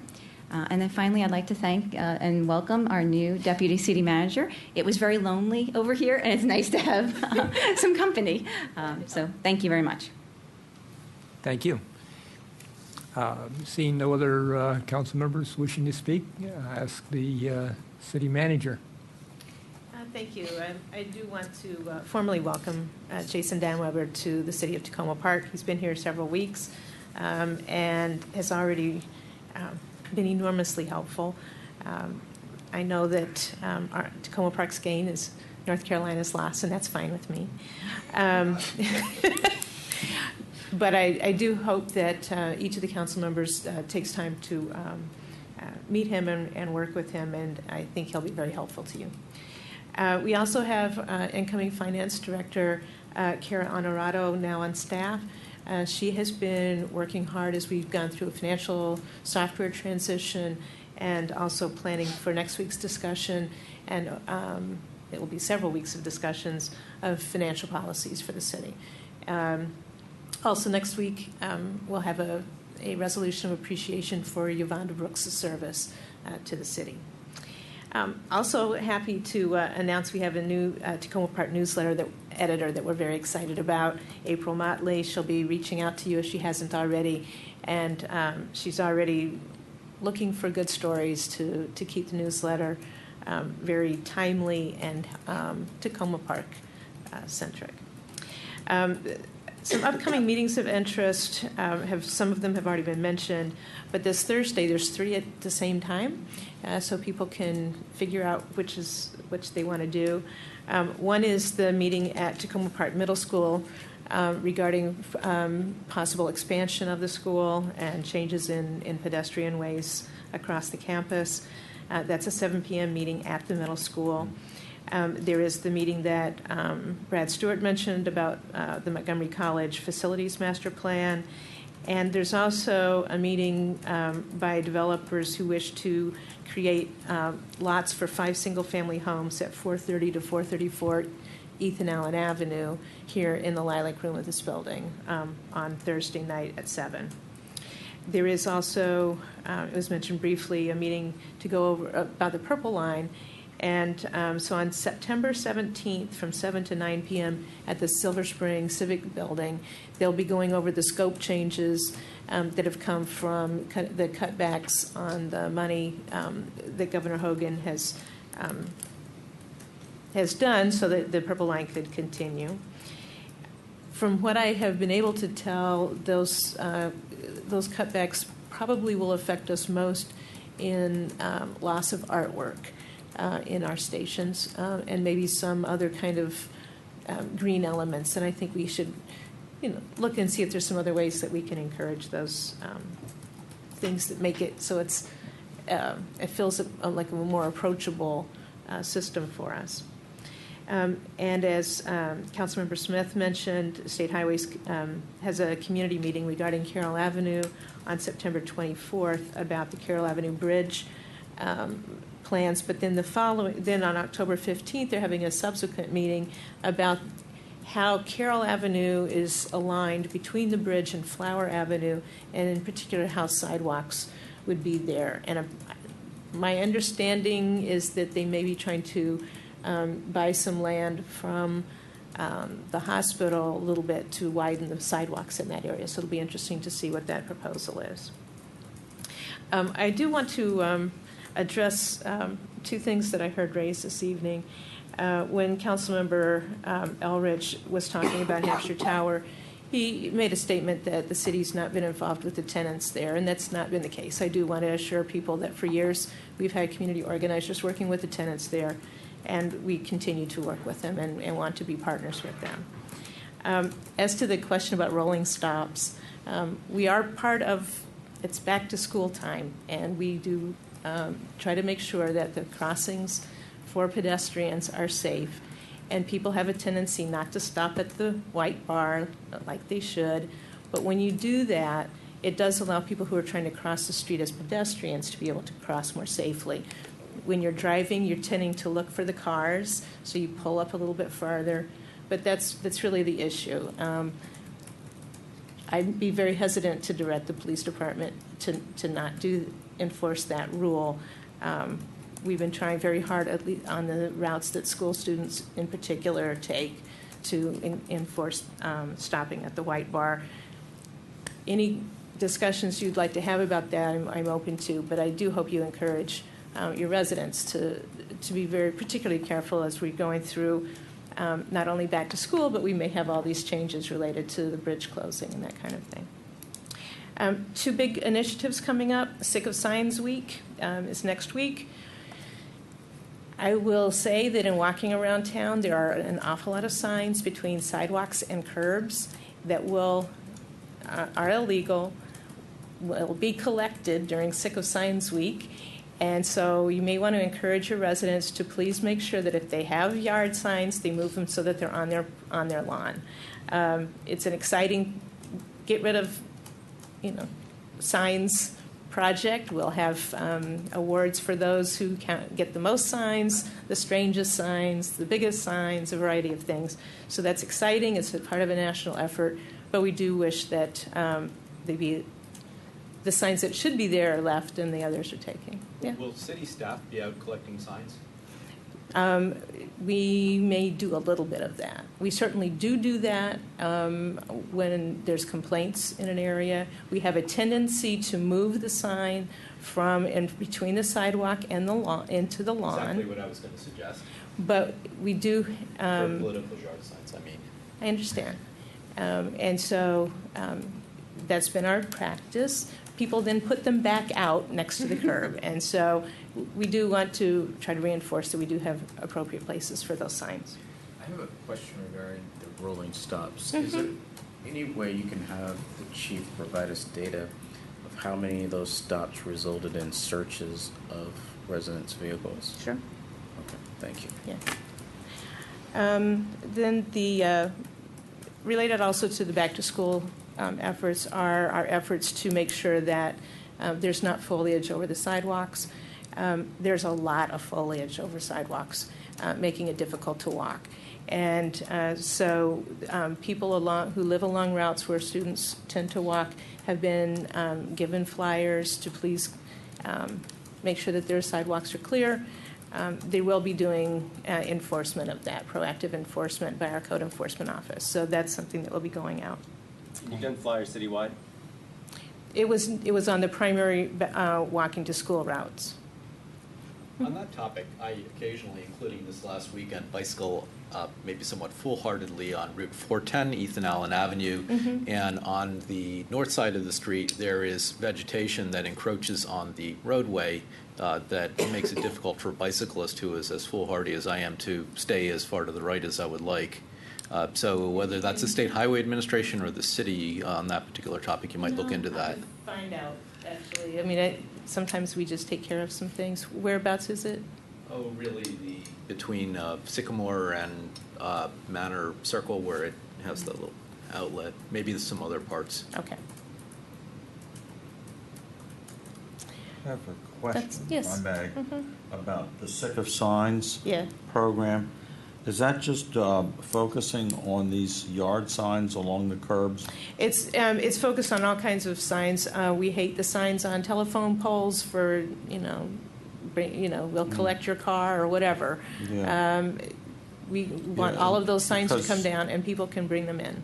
In the New Hampshire University area, those particular ones, they keep putting them up perhaps every week. They just layer on the ones. Sometimes the stuff is like 3 to 4 inches deep.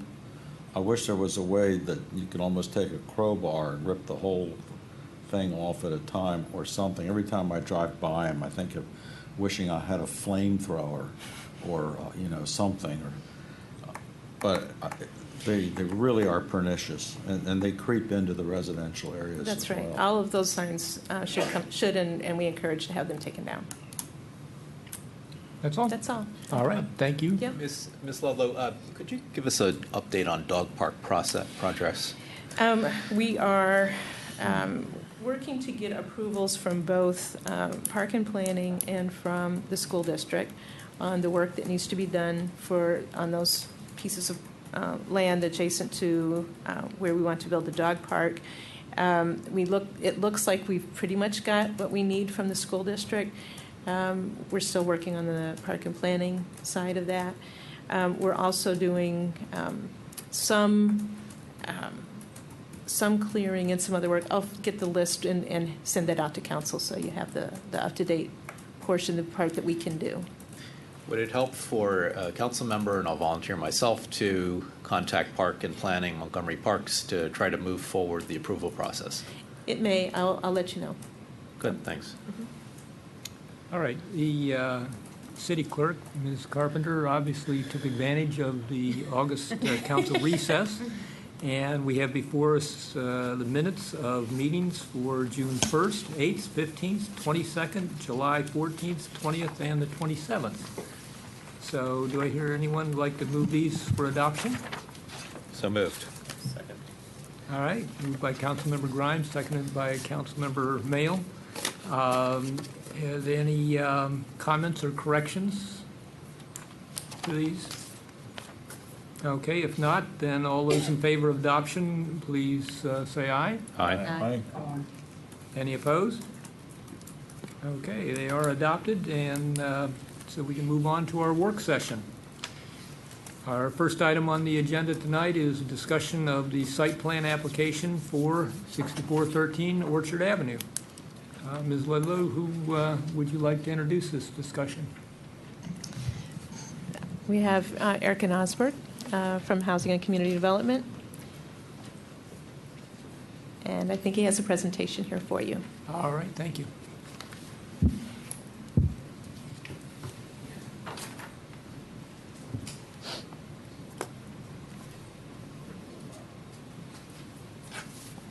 Good evening. My name is Eric Nosberg. I'm a planner in the Housing and Community Development Department. I will provide just sort of a brief presentation of the 6413 Orchard Avenue site plan application. And tonight, joining the work session is also Scott Siegel, who's the owner of Maggio Roofing, the applicant, as well as his engineer, Mike Rosavi, and architect Avi Vakalopoulos. So just to orient folks first, on the projector and in your packets, I believe you also have a kind of overhead aerial view of the area, much of which was discussed this evening in council comments, to give an idea of what we're looking at. The dotted red area is the site plan property, the subject property of the site plan application. The dotted yellow areas include the public alley that was discussed that comes off of Orchard Avenue, as well as the Cockerell Avenue paper street, which is right-of-way that is not improved with asphalt or gravel in any way, and many trees are there right now. So just to sort of briefly review the project, the owner, Mr. Siegel from Maggio Roofing, has submitted a site plan application to construct a two-story building. It would be a storage facility for his business, which is across the alley, Maggio Roofing. It's approximately 3,978 square feet, so just under a 4,000 square foot building, or the footprint rather. It's a two-story building, so it would be double that.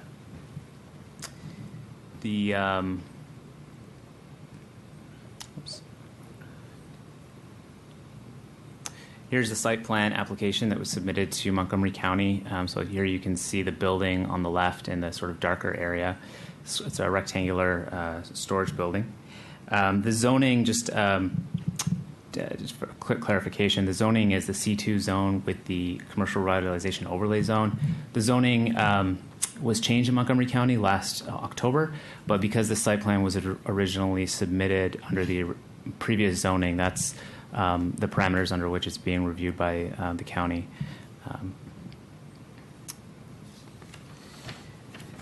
As was discussed earlier this evening, the project has been under review for several years. It's been under development for several years. There has been comments and concerns raised by the community, specifically the Pinecrest community, which is the adjacent residential area here since 2011, 2012, much of which was discussed this evening. I'll just quickly recap them because they were here in the memo. It involves truck traffic in the area, parking on site, as well as in the alley and on adjacent streets, the building's height and lighting that may be emanating from the building, the industrial nature of the development, safety for pedestrians, especially children in the area, given that the community garden and future playground will be across Orchard Avenue, and the buffer between the building and the townhouses. And you can see on the site plan the townhouses are sort of at a 45-degree angle on the left. And there is a parkland, which is owned by Montgomery County, which buffers the site plan application site from the existing residential townhouses. One thing I would like to clarify that was I think a slight miscommunication between staff of the county and the city was with regards to the parking. In the memo, which was included this evening. It was indicated that the original site plan proposal did not meet the parking requirements. And in the site plan, I'm not sure if you can see the mouse, but basically here's where the parking would be on the site. And we can look here as well. This is the building. And so here's the parking sort of in the southern side of the site here. The original site plan did not meet the parking requirements, and a parking waiver was requested. In the memo, it indicated that the waiver would no longer be required because the property owner may be providing the parking on an off-site location across the alley in another property that is owned by the same owner. But I believe they actually will be pursuing the parking waiver request after all. One other item here is that there's a request to reduce the setback on the side of the building, which is on the western side of the building here. The zoning ordinance requires a 20-foot setback, so the building has to be set back 20 feet from the property line. But the building here proposes between a 10 and about a 13-foot setback because it's not exactly parallel to the property line. There's a justification for that setback, which includes accommodating the building on a relatively small site,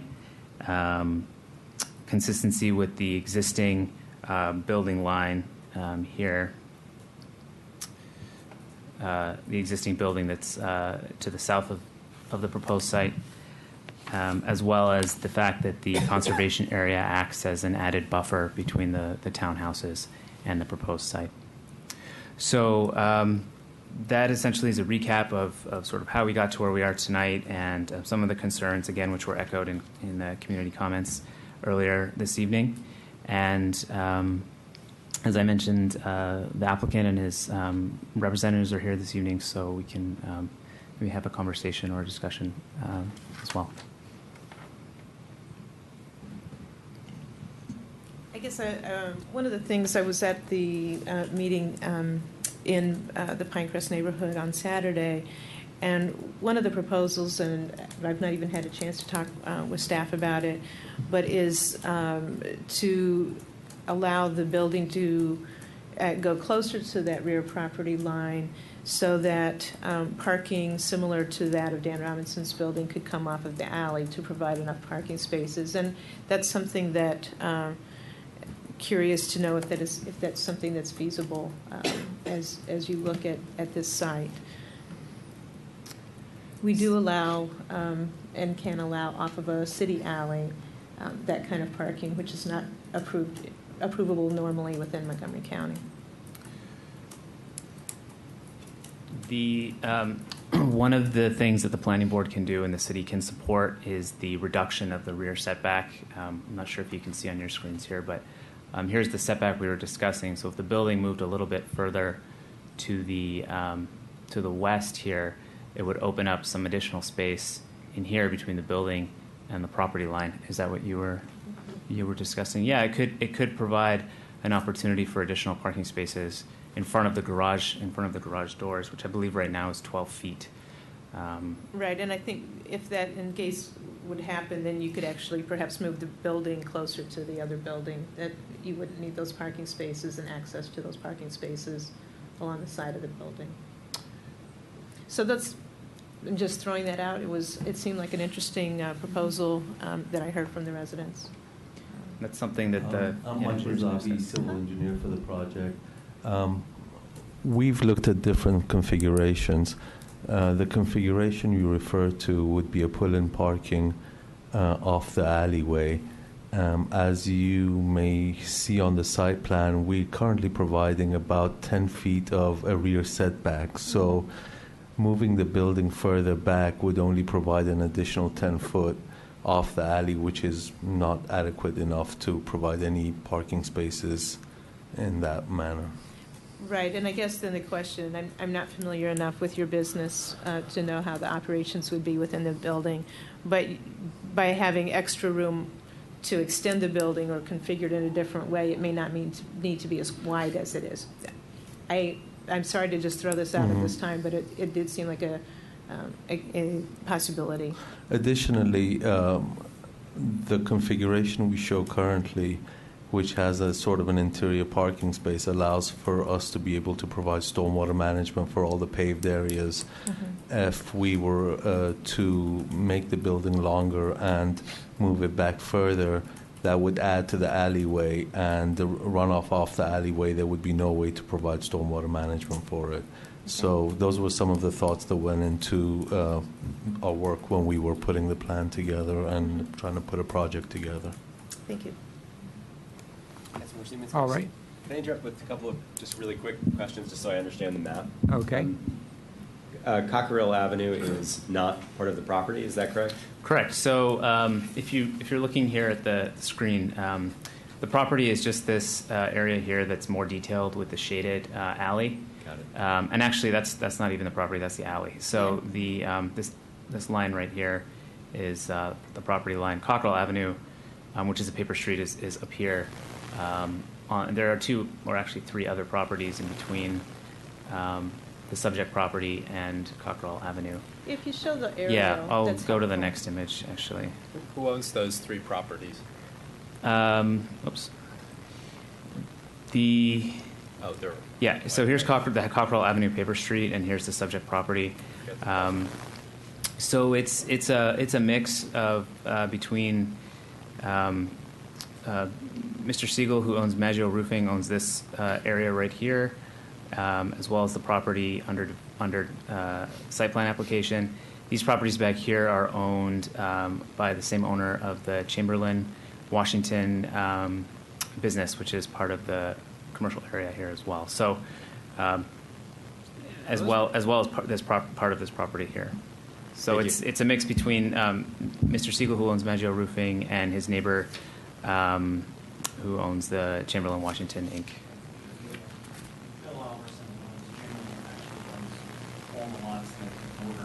Correct.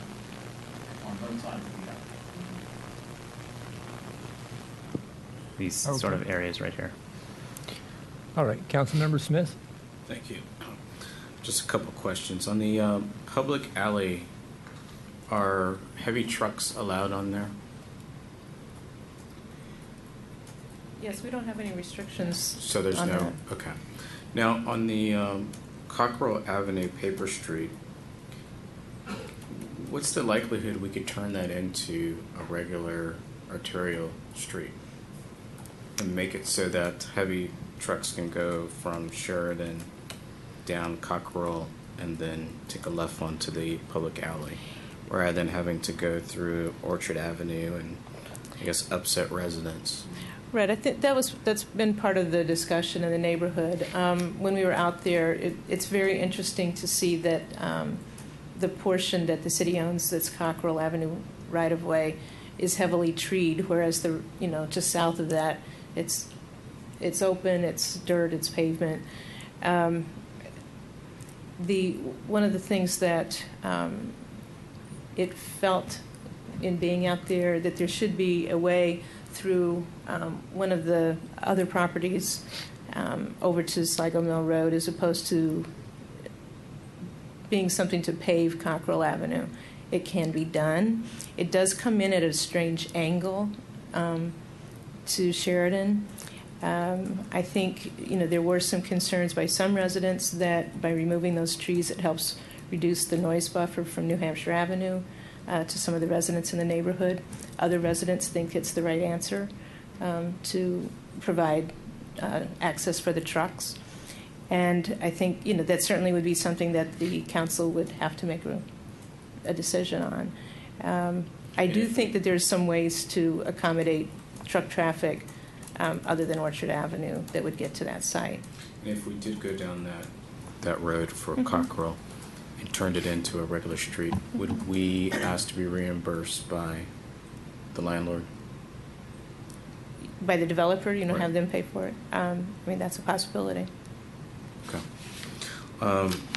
Question regarding the HVAC unit on the property. Where is it going to be facing? Is it going to face toward Sligo Mill Road, or is it going to face towards the residential part of the property or the area? Let me just answer that. My name is Avi Vakalopoulos. I'm the architect. All the rooftop units will be on the roof, of course, facing the alley as close as possible. Nonetheless, Mr. Siegel is in business of solar energy and other methods of energy, which may be also entertained at the time. But the intention is that the units are as close as possible for noise and towards the alley. We don't really have the design yet, but that's what we're gearing for. Okay. Well, do you know if the residents in the townhomes, will they be able to see this building? Or have you guys even thought about? I'm thinking that there is a great variation of grades. And Mike is going to help us right now because from the property, from the building, it's a pretty big embankment going down towards the townhouses. I'm assuming roughly about, 30 feet? I'll actually see it less than the existing building there. Right. Okay. You cannot really see that They far can't plus see the the foliage, existing building. the amount of foliage you have in the parking plan. So, sorry, I if I think you could can just- see the building per se. If I could just say that we had residents out on Saturday when Ms. Ludlow and I were walking around, and the residents who live on Orchard can see, in particularly in the wintertime. They will be able to see it. They can see it now, so. I think that's why there was the request that the rear of the property be attractive. And have you guys addressed that request? I'm sorry, I didn't hear the question. There was a resident asked that the design of the rear of the property be attractive. I'm Because of reasons. extremely happy because Mr. Siegel has insisted of doing a lot better than just 4 walls and a roof. You can see it from our schematics. It's a very well-designed building.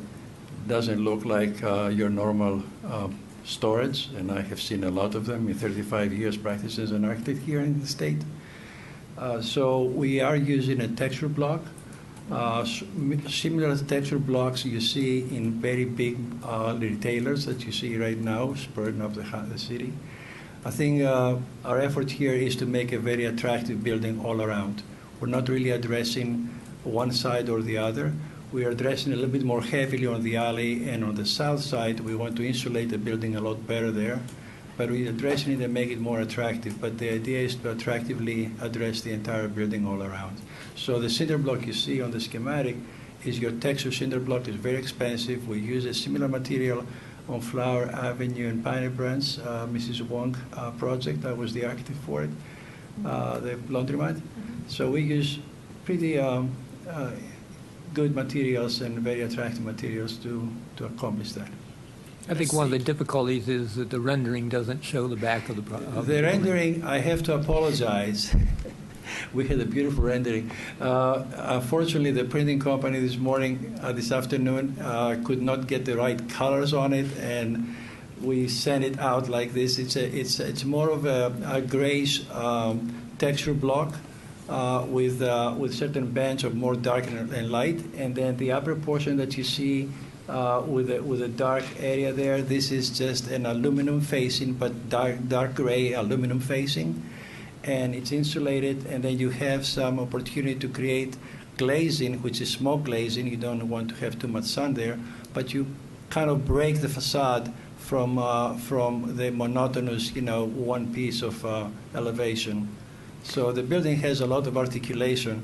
And further on the back, you see the little taller element is actually not for any reason. We want to get to the roof. It's a stairs that we're allowed to go to the roof. But we want to make that element look more colorful. It's actually very deep blue. Will it be a green roof?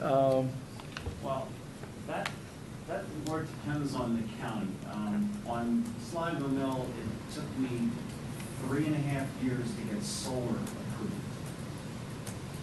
Okay. All right. I would love to put solar up there. I'd love to put a green roof up there. When I proposed it to the county people, they looked at me and said, "Well," so this is what we do. So for me, it's a no-brainer because you could show people. Yeah. Just a couple more questions. I see some green space on the renderings. Are you guys going to plant any trees, or is it just shrubs?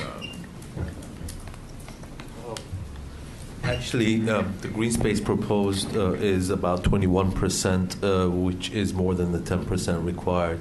We are proposing to provide plantings and trees. In fact, Park and Planning has asked us to make one of the islands a little bit wider so we can fit more trees in. So yes, the answer is yes.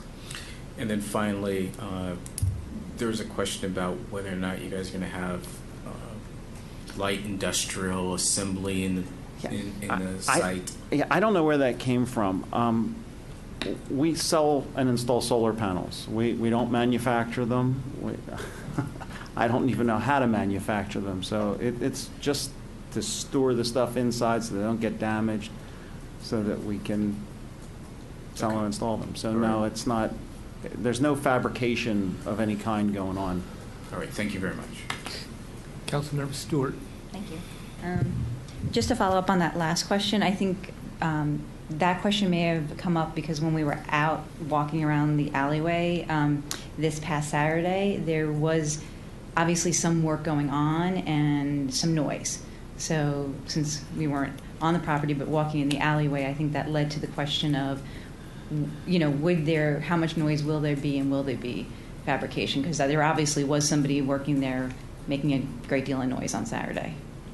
I have no idea what anybody was doing on Saturday. If they were in our shop, they may have been bending metal. Okay. But that's in the existing building that we have on Sligo Mill. No, this was actually in the area where the building that you're proposing is being built, and that's sort of makeshift.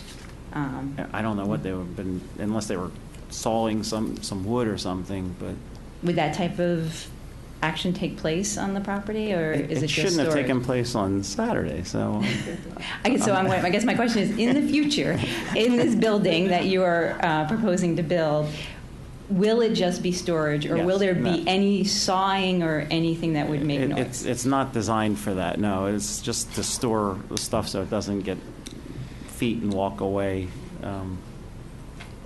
So there won't be any noise coming out? There shouldn't be. No. If we could address the question of parking, because I think that is a real concern to the neighbors. It's been an ongoing issue for a while, and I think it's, our understanding prior to tonight is that it wasn't going to be a request for a waiver, and now it sounds like there may be a request for a waiver, and I think that really raises some red flags for the residents in this neighborhood. We didn't intend to add any additional people or vehicles or anything because we're building this, because we're putting the storage unit in. It's not for us to rent out so some other business can move in there and have a bunch of people come in there. So there's no additional vehicles that we're going to be providing to the area. We've already heard in the past couple of years, when this first came about in 2011-12, the traffic issue was an issue, so we stopped all of our vehicles from driving through the neighborhood. I mean, none of our vehicles go through any of the back streets. We come out Orchard and go out to the front. Our work trucks do not go in the back anymore. I drive back there, but our work trucks don't drive through the neighborhoods.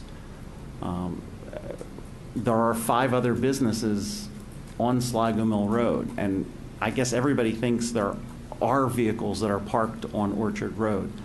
I mean, I've counted my employees and how many vehicles they have, and there's a grand total of 5 vehicles for my workers that show up every day.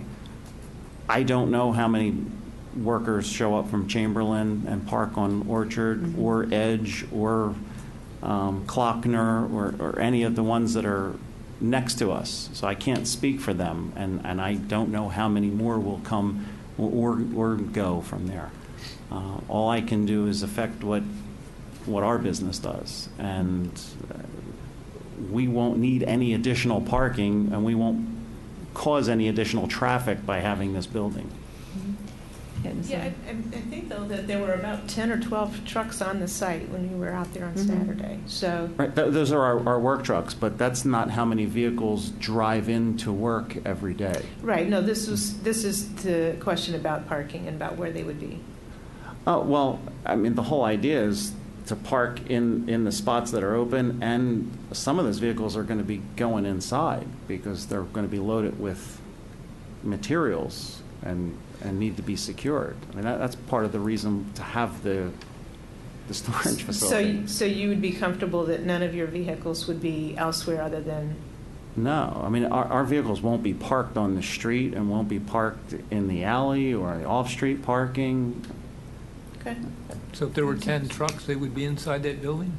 They would either be in the gate or inside the building, yes. The site plan proposes to provide additional parking spaces, which are 6 spaces, 5 to 6 spaces on the lot, and then, like Mrs. Siegel said, there'll be spaces for a few trucks inside the building, as well as the existing building he owns across the alleyway, which is more parking spaces than are there now, for that matter.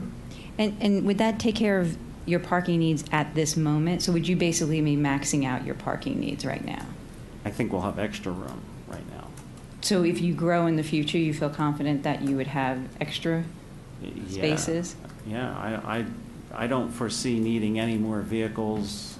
I mean, we've done our 5-year plan, and I mean, I'm hoping the solar keeps growing, but 2016 is right around the corner, and the tax credits go away, so I don't know what's going to happen with that.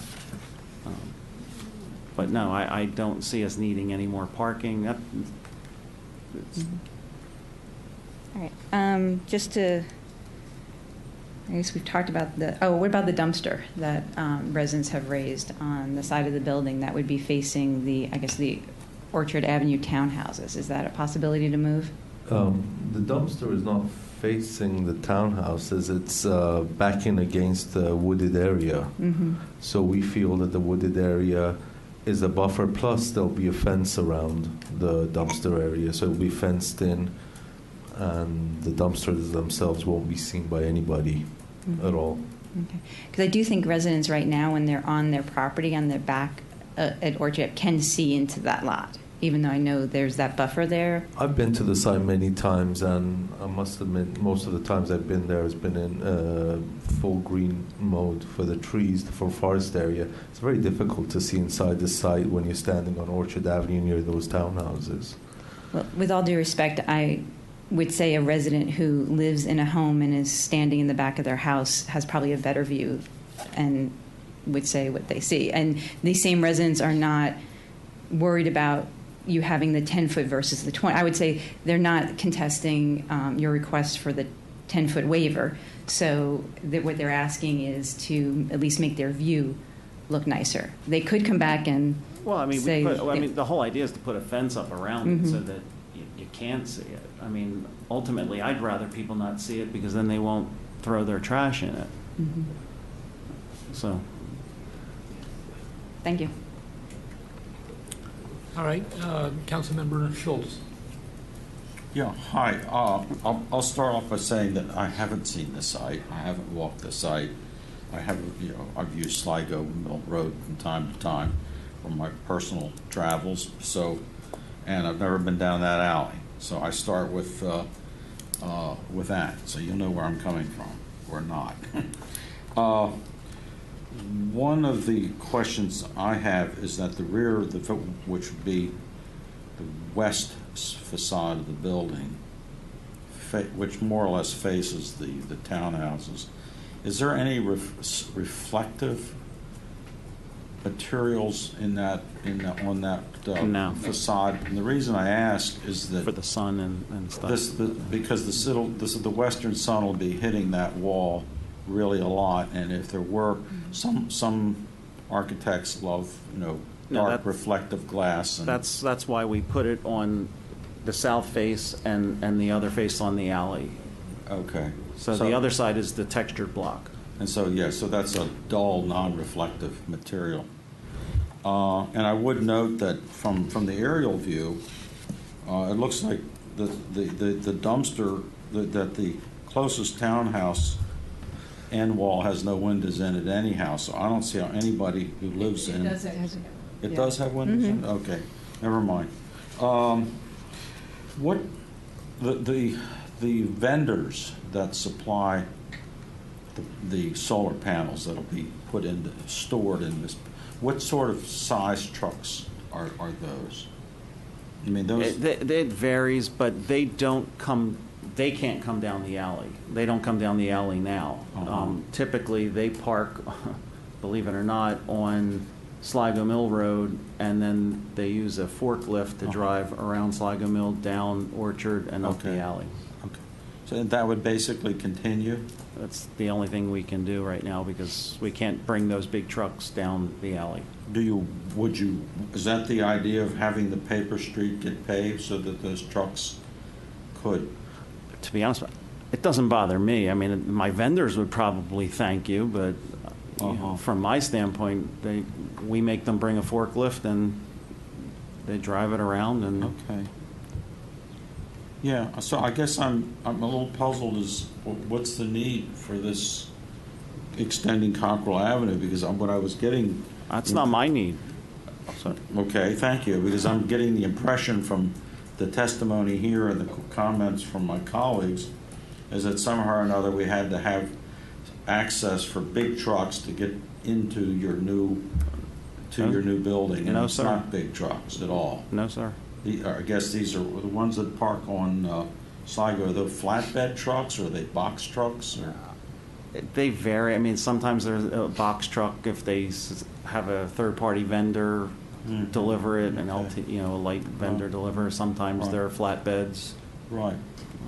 Well, then that kind of nullifies, I guess, the question I was going to ask next was that since you own the lot that fronts Sligo Mill, which is on the other side of the alley from the proposed building, you're already using that lot to transfer product from a vendor into your... No. No, the grade is too steep for us. Oh, it is too steep? Yeah. I see. I can't tell from this picture. No. So obviously I need to take a look at it. But no, we've actually gravelled a big part of that lot in for parking to relieve some of the off-street parking. Well, what do you use that lot for now besides what you just said? For our neighbors to park in. For your neighbors to park in. Is there any possibility you'll be thinking that your business will prosper to the extent that you will need to expand into that lot? I mean, I bought the lot so that they wouldn't build on it because the last person was proposing a giant building on it. So I bought it because I wanted to have the ability to park somewhere. I see. For flexibility of operations. Yeah. That, and I thought, well, geez, if I'm going to build back there, where am I going to put the stuff that I have now while we're building? Right. Because that would make an impossibility. So, I mean, the only other place that we could possibly buy is the corner lot on that. In the way back. Next to Orchard, which we don't own. It's just a little sliver, but whoever owns it has a sea container sitting in there. At the corner of Orchard and Sligo Mill. Right. Which I'd love to get rid of the sea container. That would be really nice because that doesn't look so good. Somebody else owns the end building there? There's no building on it. It's just vacant land. No, but the building adjacent on the other side of the sea container, north of that sea container. That's my building. Oh, that's your building. Mm-hmm. So somebody else owns that little sliver. Yes. You'd like to own that so you can get okay. Yeah, you can get rid of that sea container. Okay. Maybe take that fence down and make it look a little nicer. It's interesting. The stuff that from this picture, and I realize this is just taken at one moment in time, and things, the area that's dotted in red, seems like you've got some vehicles and all kinds of stuff piled there. That may not be the case today, of course, but I'm wondering what will happen to all that kind of material. That would all go inside. That'll all get inside. All go inside. So I'm just going to say, based on what little I know about this project, and I don't pretend to have nearly the the knowledge that Councilmember Stewart has and some of the other people here. The site plan here seems to make an awful lot of sense to me. It seems like the dumpster is going to be adequately screened. Parking is more than sufficient. There's no need to pave the paper street, at least from your point of view. Not from my point. Yeah, and it's not your cost anyway. It looks like a workable plan to me, but I'm willing to be open-minded, and if there's other objections that get raised, I'm going to be all ears. Thank you. Councilmember Mayo?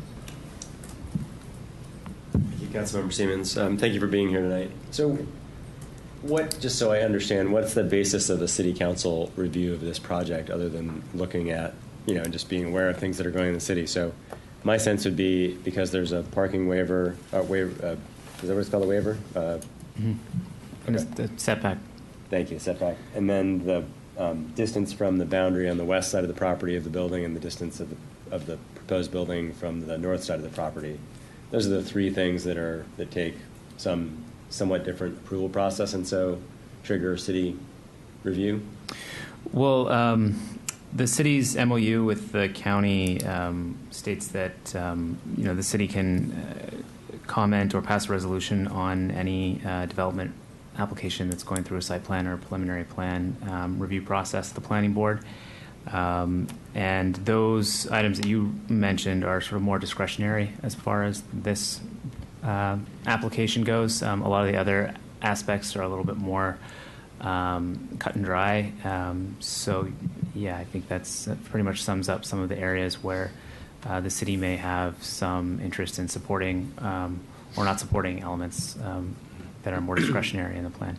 And what's the maximum building that could be built on this site? Could you do 3 stories or 4 stories, or would there be county setback requirements if you wanted to do 3 or 4 stories?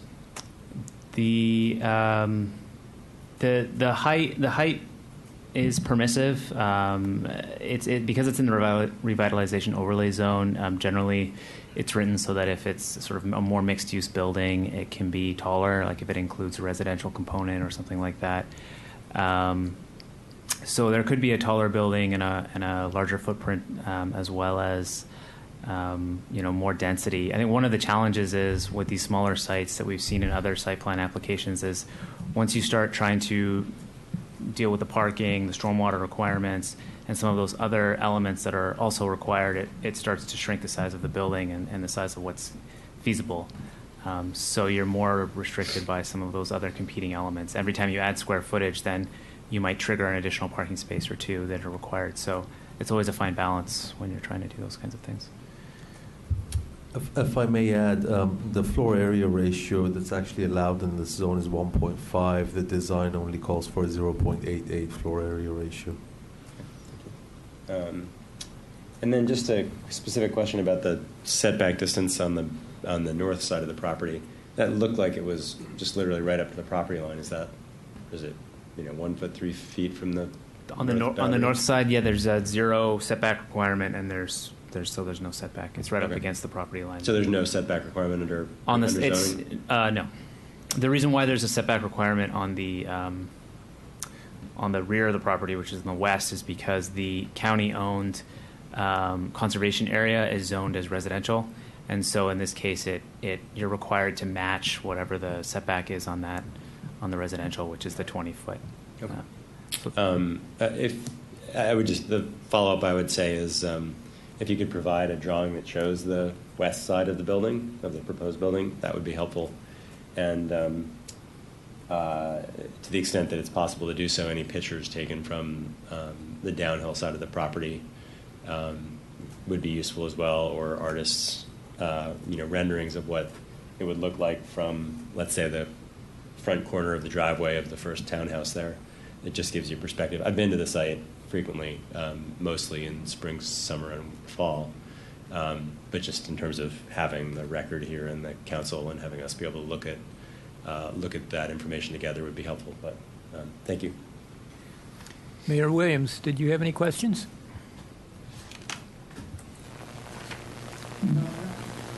Okay, thank you. I'm familiar with the site. I used to work in the building next door to where you're building this, and certainly familiar with the parking problems in that area. So I can appreciate what the neighborhood residents are concerned about. So at this time, I don't have any additional questions. What do you suggest is our next step? Well, I think we're on for next week for a resolution. We would have a draft resolution for your consideration, and that resolution has the options of a resolution to approve, a resolution to approve with conditions, or a resolution to disapprove. And I think that my recommendation is that probably a resolution to approve with some conditions probably makes the most sense. But I'm not sure that there's a clear consensus about what that would be. I was going to see if Councilmember Stewart had a proposal for conditions that we should consider. Yes, I think we should look at what the residents provided us earlier regarding the parking, as well as, I understand what Mr. Siegel is saying regarding the soundproofing, but I just would like to have that in our resolution, given that when I was out there this weekend, it was pretty noisy. And I think the parking spaces, though, is the biggest issue that the residents would like addressed and have in our resolution for next week. Okay. To understand, we, assuming we passed a resolution to approve with conditions, then what would happen? That would go to the planning board. If the planning board wished to have an adoption that was not consistent with the city council's wishes, it would take a supermajority of the planning board to pass their proposal. And if the planning board didn't have a supermajority to override what we say, then what would happen? Then the site plan would not be approved? That's right. They would have to Thank you. Go back to it. Okay, do you feel like you have enough for... I think that we're going to need to work maybe with Councilmember Stewart a little bit to come up with a draft resolution on this. I think it's going to take a little bit of talking. Okay. And can I just add, though, that I don't want us to impose, in any other project, we would look at expected parking needs. And so I would expect the city or the developer to inform that process. So, I really hope that we take residents' views in mind, but then also look at the expected demand use of the site to not ask for either a lot more parking or a lot less parking than is appropriate based on the same sort of information-driven process we'd use for any other site. Absolutely. I would just like to point out that they are asking a waiver for the parking that's required. So it's not like we're asking for more than would be required in the area. So What is the requirement now that you're asking for the waiver for? The requirement is for 12 spaces to provide it. We're providing 6 spaces. And also, if I may add, the 6 spaces are above and beyond what's there now for the same use, really. We're not generating any additional traffic. We're providing additional spaces on the lot and a few inside the building that are for the basically existing use, because the building's being built for storage. It's not being built to add any additional business space or generate any further traffic or add any further employees. Okay, thank you. Thanks. If that's all, we thank you very much for your presentation, and we'll be discussing it again next week. We're running a little behind tonight, but we are going to take a break for about 10 minutes, and we'll be back. Discussion is on the temporary traffic calming measures related to the Carroll Avenue Bridge closure. Ms. Ledlow, did you have someone who wanted to introduce this? Yes. Public Works Director Daryl Braithwaite is here to handle this item. Daryl? Yeah, good evening. I just distributed to you a little diagram drawing of the detour route and some of the recommended traffic calming measures that are included in the staff recommendation for discussion this evening. It is difficult to put them all on a page, but we made an attempt. And in fact, I have some additional copies here that I'll just leave on the table if anybody else wants to see them. Just by way of background, we've been talking about this Carroll Avenue Bridge project for a couple of years. We had a presentation or a discussion in the council June 2nd of 2014, and then also again March 2nd of 2015. In the midst of that time, there's been a lot of community meetings that many council members have coordinated to generate lists of ideas, discussion topics, and concerns among communities related to this project. By way of where State Highway is currently, they have selected a vendor. They've given a notice to proceed. Kiewit is the vendor that's been contractor that's been chosen to do the project. They are on site. They're starting some pre-construction type work. Quite a bit of work will be taking place in the next 6 to 8 months where the bridge will remain open. And that is related to moving utility lines, establishing staging areas, dealing with the stormwater, stream protection, and access roads that the contractor is going to be needing to do this project. Those are expected to get underway, and in fact have been underway. We've been told by State Highway to expect occasional one-lane road closures on Carroll Avenue. Traffic will remain through the bridge, but when there's utility work going on or some other work going on in the bridge in preparation for this project, they will have flagging operations and may close a lane of the road. So we can expect to see that through the fall of this year and the winter of this year. So far their predictions related to their schedule have stayed pretty much on track, so we're looking at early next year for the actual closure of the bridge itself. As has been mentioned numerous times this evening, State Highway is scheduled to drop in community meeting on September 24th. That'll be taking place at the Tacoma Park Volunteer Fire Department, so I encourage people to go there. You can come anytime between 6 and 8. They'll have boards up and staff available, answer any questions, give general information to staff about the nature of the project. One of the lessons learned from the last State Highway Bridge project, which took place at New Hampshire Avenue and Sligo Creek Parkway, I think by all accounts we get to call it a debacle. It was a debacle, both in lack of preparation, lack of communication, and also selection of contractor and the contractor's work. So I think, hands down, everything that could go wrong did go wrong.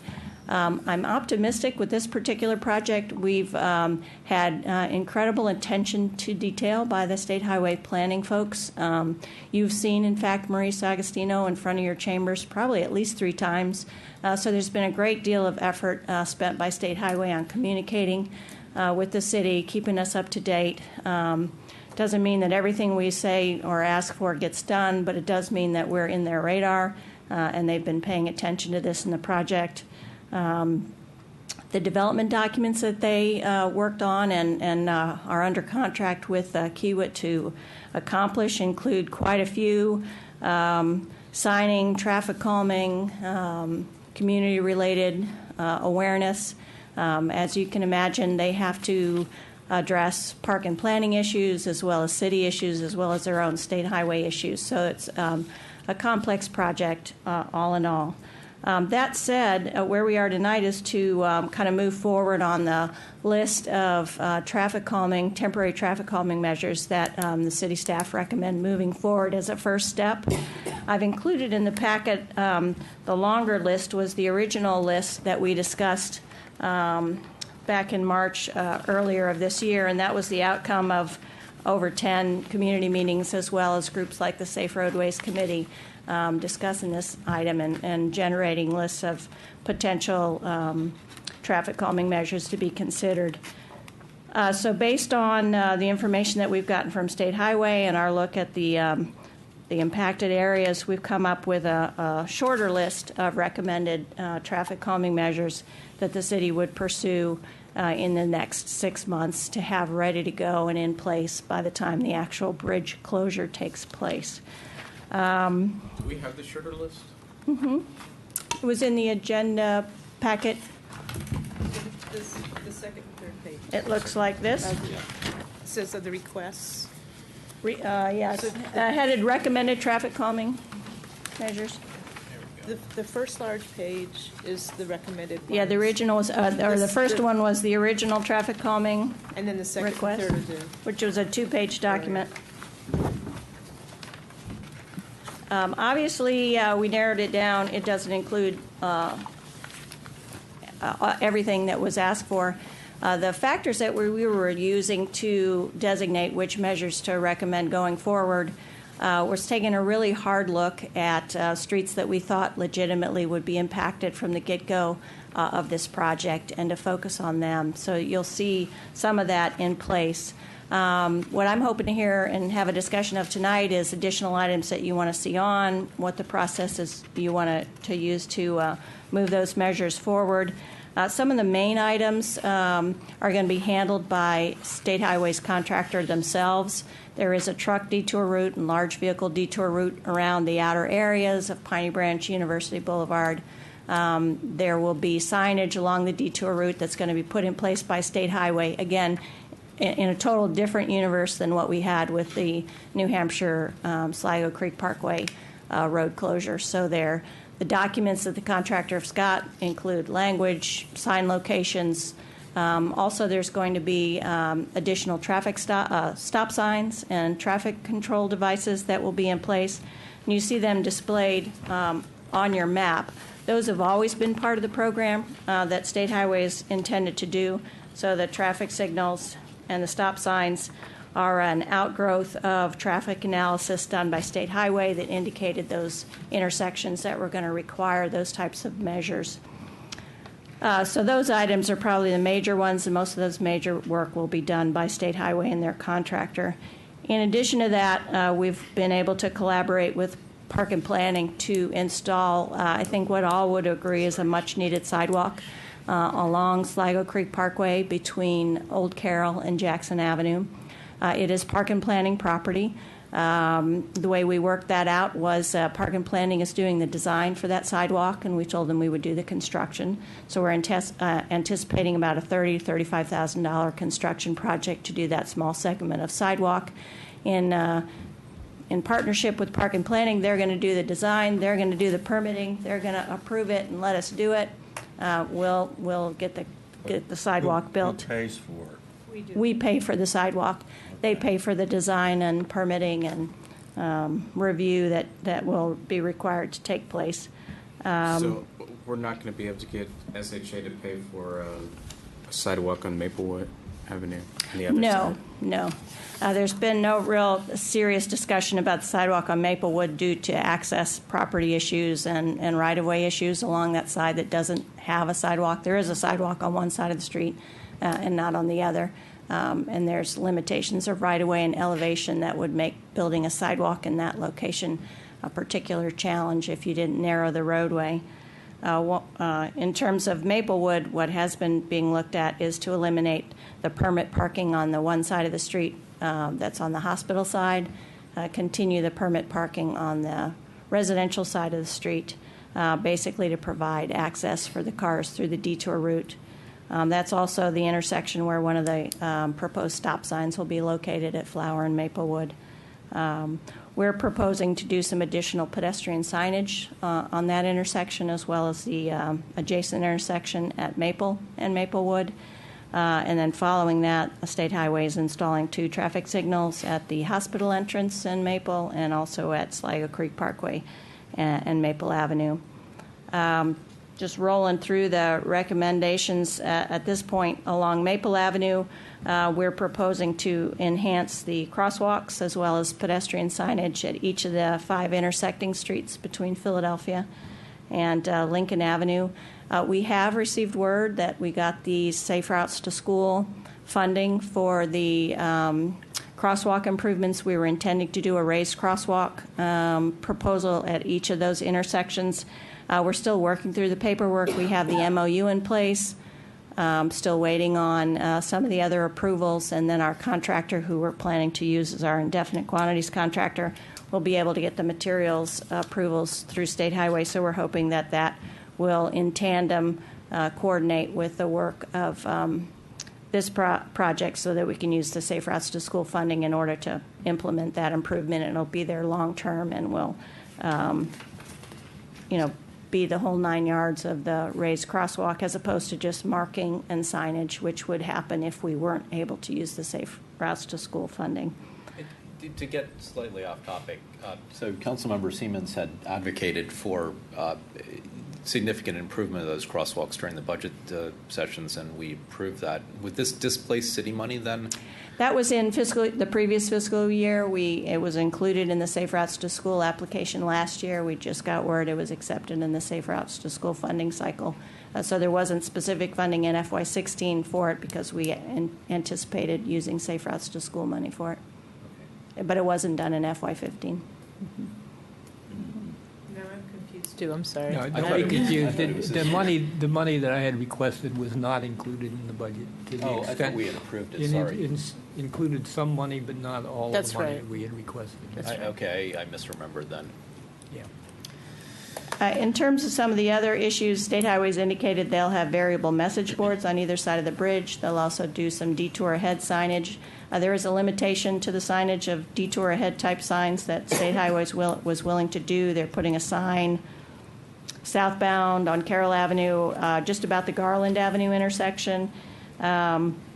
There was an additional request in the neighborhood for detour ahead signs on Flower Avenue from both directions at Jackson and at Houston, so the cities included those requests in our proposal, as well as State Highway will be pursuing detour ahead signs on Sligo Creek Parkway in either direction in advance of the Old Carroll Avenue intersection. There's also a stop sign at that intersection that State Highway will be installing. Old Carroll Avenue is another street where we'll be restricting parking, and that will actually be a restriction on both sides just to allow for the flow through two-way traffic that will be hitting that street, which will be much heavier than is currently underway. State Highway has agreed to put in a marked crosswalk along Old Carroll, across Old Carroll, not across Carroll Avenue at Old Carroll, but across Old Carroll itself. Part of the project will also include installing a sidewalk from Old Carroll to the bridge, which is not currently in existence. So that will be part of the construction that will be taking place. I don't know at what part of the schedule that will take place. My guess is we won't see that sidewalk until the bridge project is completed.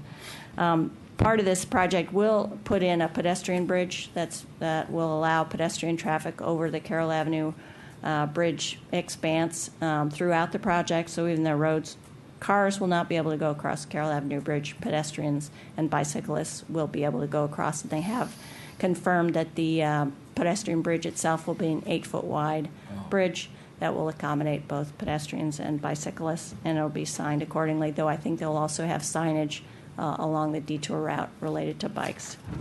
Probably the most severe restriction that we've recommended is at the Jefferson Avenue intersection with Carroll Avenue. We've had quite a bit of conversation with the community, and based on past experiences, that street is really a difficult one if cars get lost and turn there and try to get where they're wanting to go, which is not there. Just because we think the likelihood of that, particularly in the initial phases of the project, is high, we recommend a no entry sign at that Jackson Avenue, Carroll Avenue intersection, just to restrict. Pardon me? You said Jackson. Jefferson Avenue and Carroll Avenue, just to restrict cars from entering that Jefferson Avenue from Carroll Avenue. Obviously, it'll impact the residents on that street as well, but my guess is most of them will be coming in the back way anyway, just to avoid the traffic on Carroll Avenue. So that will be effectively, Jefferson will become more or less a one-way street. Well, it'll still be two-way in that you can drive both directions on it. You just won't be able to enter into Jefferson from Carroll Avenue. So it allows maximum use of the road in both directions, but technically we'll sign it so that cars aren't allowed to turn left from Carroll into Jefferson and try to shortcut their way around the detour.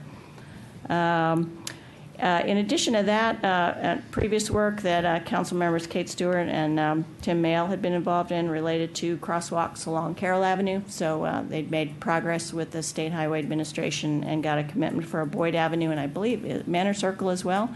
So we're waiting for installation of those. I do not know whether they are going to be in place in time for the project, but it will certainly not be for lack of trying. I think it's over a year now since we've gotten their plan for that.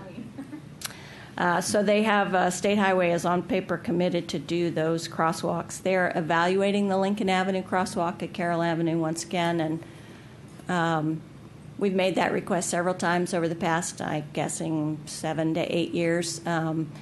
We've been less than successful at getting State Highway to do much of anything at the Carroll Avenue, Lincoln Avenue intersection, with the exception of some additional signage and some repainting of the lane edge, slightly narrower along that portion of Carroll Avenue. So far, the requests related to that intersection have resulted in those measures, not a stop sign, not a traffic signal, not a crosswalk.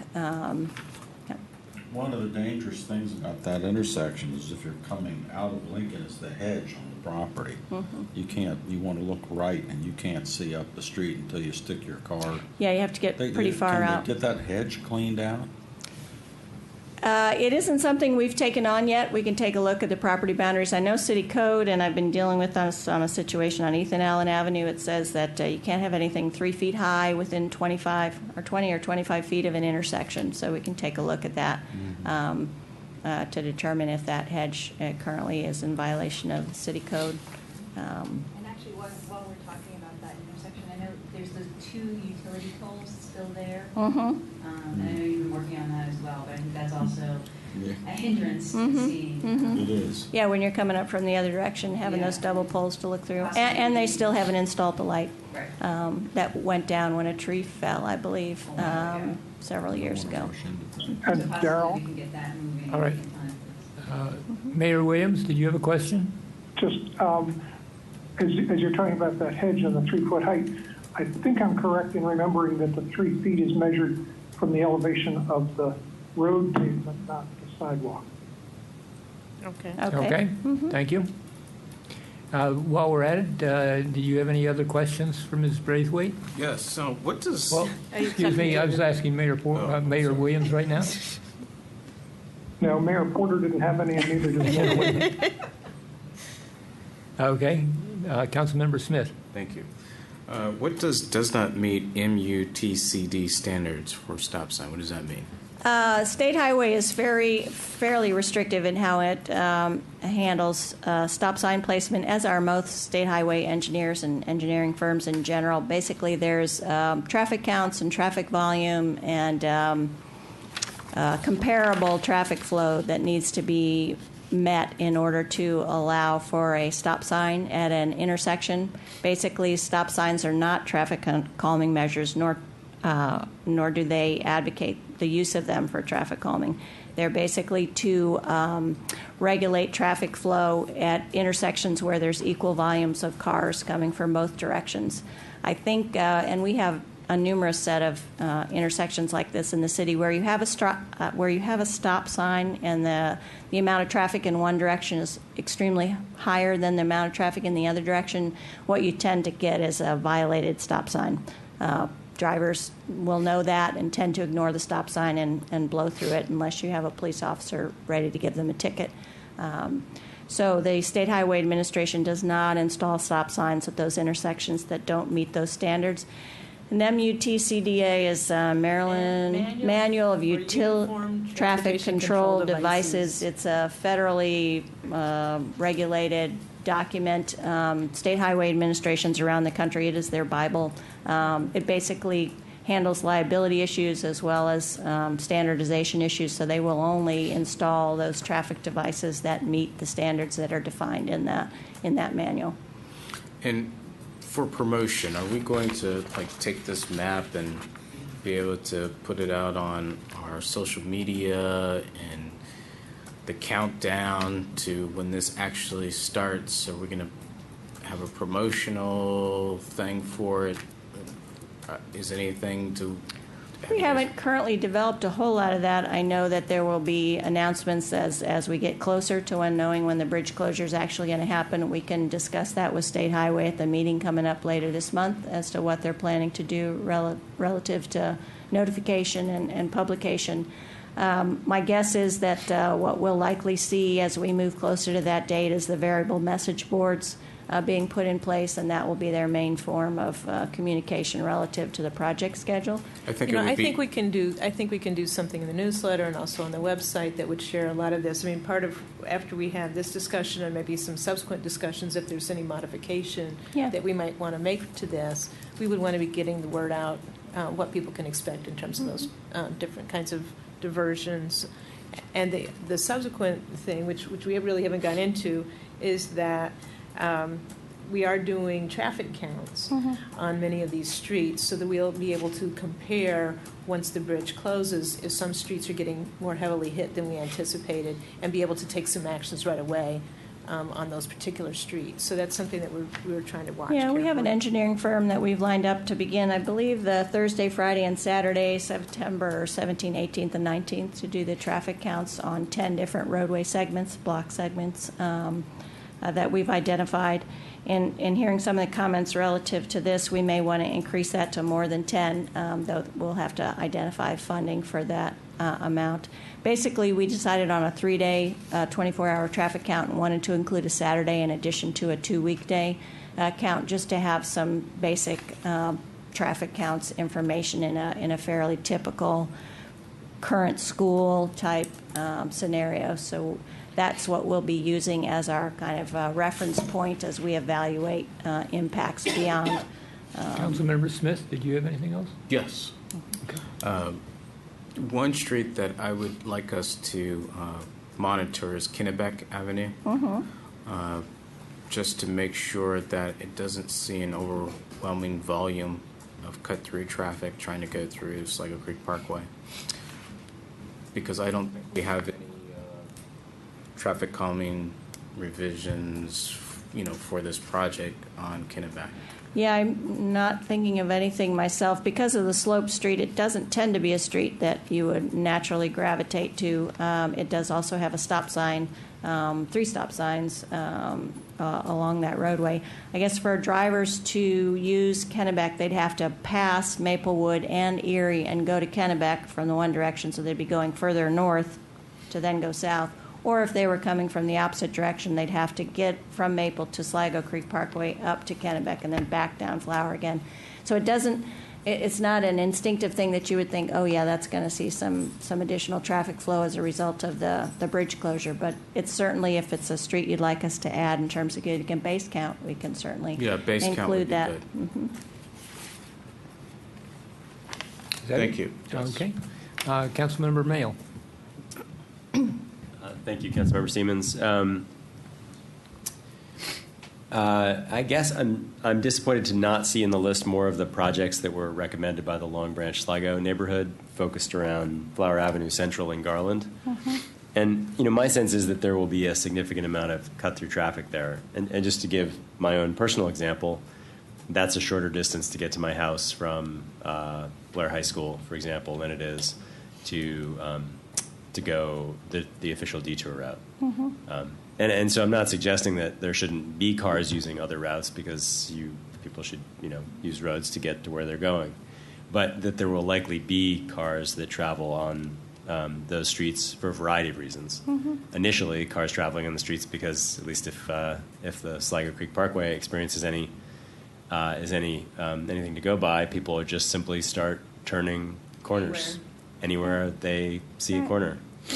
Well, we're hoping with some of the advanced announcement and signage that State Highways agreed to put in place that those drivers will hopefully see a clear path through. But that again is on paper and not in reality. And so a couple things. One, I'd really urge the city to work with SHA and to work with Yahoo and Google and Apple Maps to get the detour routes established on those maps.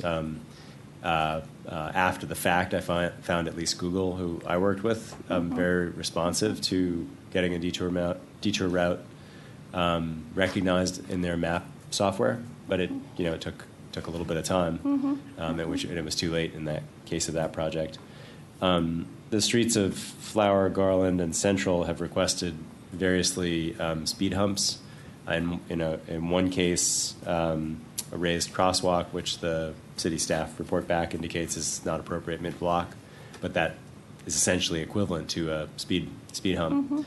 I think that most, or maybe all, but a significant number of those requests are for temporary speed humps. So I'm not sure whether the construction cost is any cheaper, but from a policy matter, knowing that they would be put in on a temporary basis is probably important to document. But I'm certainly supportive of those requests. Just as we'd support any other neighborhood, we could make them go through a traditional process, and then we'd have a bunch of unhappy residents who ended up with speed bumps after the construction was over. And that's the whole point of this process. So those seem to be an additional set of projects that are in this area that could be added to the list. I appreciate that many of the detour signs, or at least some of the detour signs that neighborhood recommended, are in the list of city projects. And I understand the rationale, and Councilmember Smith was asking about this as well, why stop signs don't meet standards in certain cases. And I think if we could just find a way to communicate that succinctly to just have a 3 or 4 sentence description of why it's important that there's a sort of a volume standard as well as a intersection configuration standard to put stop signs up, that would be helpful to be able to share back with the neighborhood, and also to be able to talk about, and probably other neighborhoods as well, but to be able to talk about other measures that we are taking. I could help with that part. And so I guess just expecting that cars will go down Flower, down Central, down Garland. I personally think it's worth thinking about restrictions for the first week or 2 weeks, or 2 days when the bridge first closes, and trying to get cars to really focus on the detours. If I can just clarify, so you're suggesting that on the first few days off of Carroll to Garland and Central and Flower, that there'd be kind of a no entry Yeah, sign, and I think or... I think, and residents might have different or stronger views, but Flower in particular already picks up a lot of cut through traffic, and that's the one that's most obviously present in an easy turn. So that's the one that I might flag as the highest priority. And then on the other side, thinking about some of the routes on Jackson or Lincoln or Boyd, it could be those streets as well. See cut through traffic from those same cars that are coming down Flower. And so again, I think speed humps, temporary or not, on those streets may be appropriate. Just on the issue of Lincoln, and I don't know. I'm not proposing something that, as far as I know, has block support or otherwise. But the junction of Lincoln and Carroll is simply a dangerous intersection. It's extremely hazardous for cars to drive across that. I can't think of a place in the city that's quite that dangerous, with really a very slow speed car cutting across a pretty difficult turn and very high speed cars coming the other way. And so, honestly, separate from this project, I would fully support closing one of those streets permanently through a process. And it may well be, I think it's almost as always the case, that residents don't want to be locked in on their street. So residents themselves may not like that, but I just think it's a very hazardous intersection. And there are little things the state could do to mitigate the risk, but I don't think there's anything they can do to really ultimately take away the risk of that turn and the hill and the speed of the two roads that intersect there.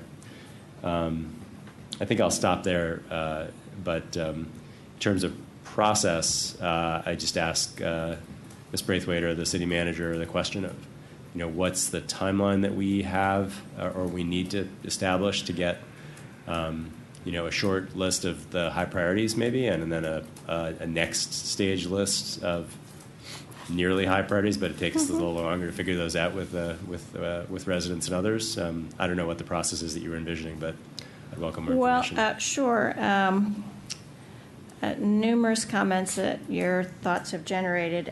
One of the things that we were looking at in evaluating the various neighborhood recommendations is we didn't want to do a workaround for neighborhood traffic calming that had not yet reached the point of being a majority approval.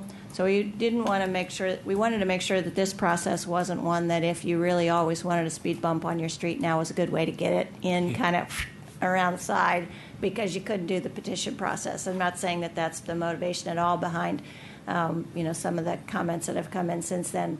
But that was one of the things that we were looking very hard at. We wanted to make sure we weren't circumventing the process that's available for people to go through a traffic calming request in their neighborhood. And we're really seeing this as a specific situation related to that bridge closure. And we were trying to focus on those streets that we think, at least from a basic understanding of the roads and the traffic flows, those were the most likely to be impacted by the traffic calming. So that's the direction that the recommendations have taken, which isn't to say that we may have missed some. There may be some that will come out. We're hoping that our basic traffic analysis will give us the background information in which we can evaluate those as the bridge closure goes through. So if, for instance, there ends up being, a huge influx of traffic on Garland or Central, we should be able to see that in the numbers both before and after the bridge closure. And then what would you do about it? Well, we could go back to either speed bumps, turn restrictions, or time restrictions, depending on what the nature of the traffic was. If it was a rush hour situation, we'd look at turn restrictions as the easiest thing to implement. And let me just describe it, I think, because we discussed this maybe a year or 9 months ago. And in situations like that, I'd love to have pre-approval from council for city staff to be able to implement essentially at will. That's what we would ask for. And in fact, it's very helpful to have the requested list, because in some respects, even if it's not something that we're recommending right now, we've already got something that's already been discussed. So it may be that, we can get approval then just to jump right on and do that. I think, one of the things that we don't really have is much more of a budget for this. And so part of what I think I'd like to come back with is a budget amendment, just to kind of, is a pot of money that we tap for this. We're able to do about what we've got listed here within our budget. But in terms of having, and the signs and that kind of thing don't cost a lot.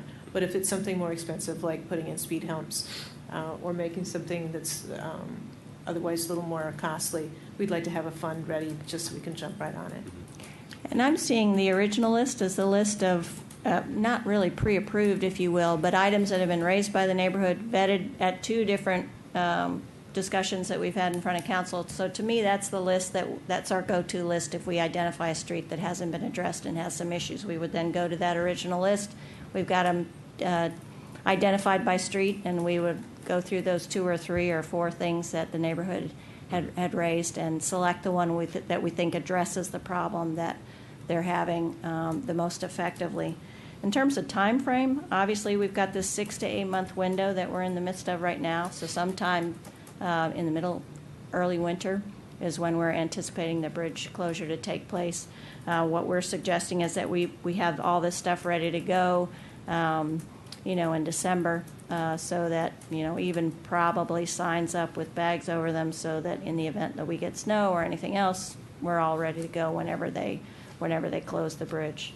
And then we'd be monitoring the situation with the police department and state highway administration staff and identify those issues where we think there'll be a problem. And just last 2 comments, Councilmember Siemens. Like Councilmember Smith, I'd like to request that Flower and Central and Garland get baseline traffic data. And then just on the specific speed bump proposal, and one of the comments you made me think of this, that I recognize that 5 years ago, these streets faced a very contentious discussion about traffic calming. But we're not 5 years ago anymore. There's new leadership in the neighborhood, lots of new residents. These are very different ideas than what was being discussed then with regard to bump outs and one-way streets. And so I do think that there is support for many of these proposals, and I don't think it's just trying to get individual pet projects unless that there wouldn't be support for them. So I hope we can do some of the, particularly the speed humps, but also work with the neighborhood to see if there are a couple of projects that are missing that they really identify. We'd be happy to work with any neighborhood groups to go through the traditional process that exists now. I don't want to have to go through the traditional process. That's what I'm saying. I mean, I'm not sure why. That's an issue for another night. Well, no, it's not. That's what we're here for tonight, and I'm not sure why the city staff would make a judgment that one neighborhood, without going through the formal city process, gets the things it wants, and another neighborhood doesn't.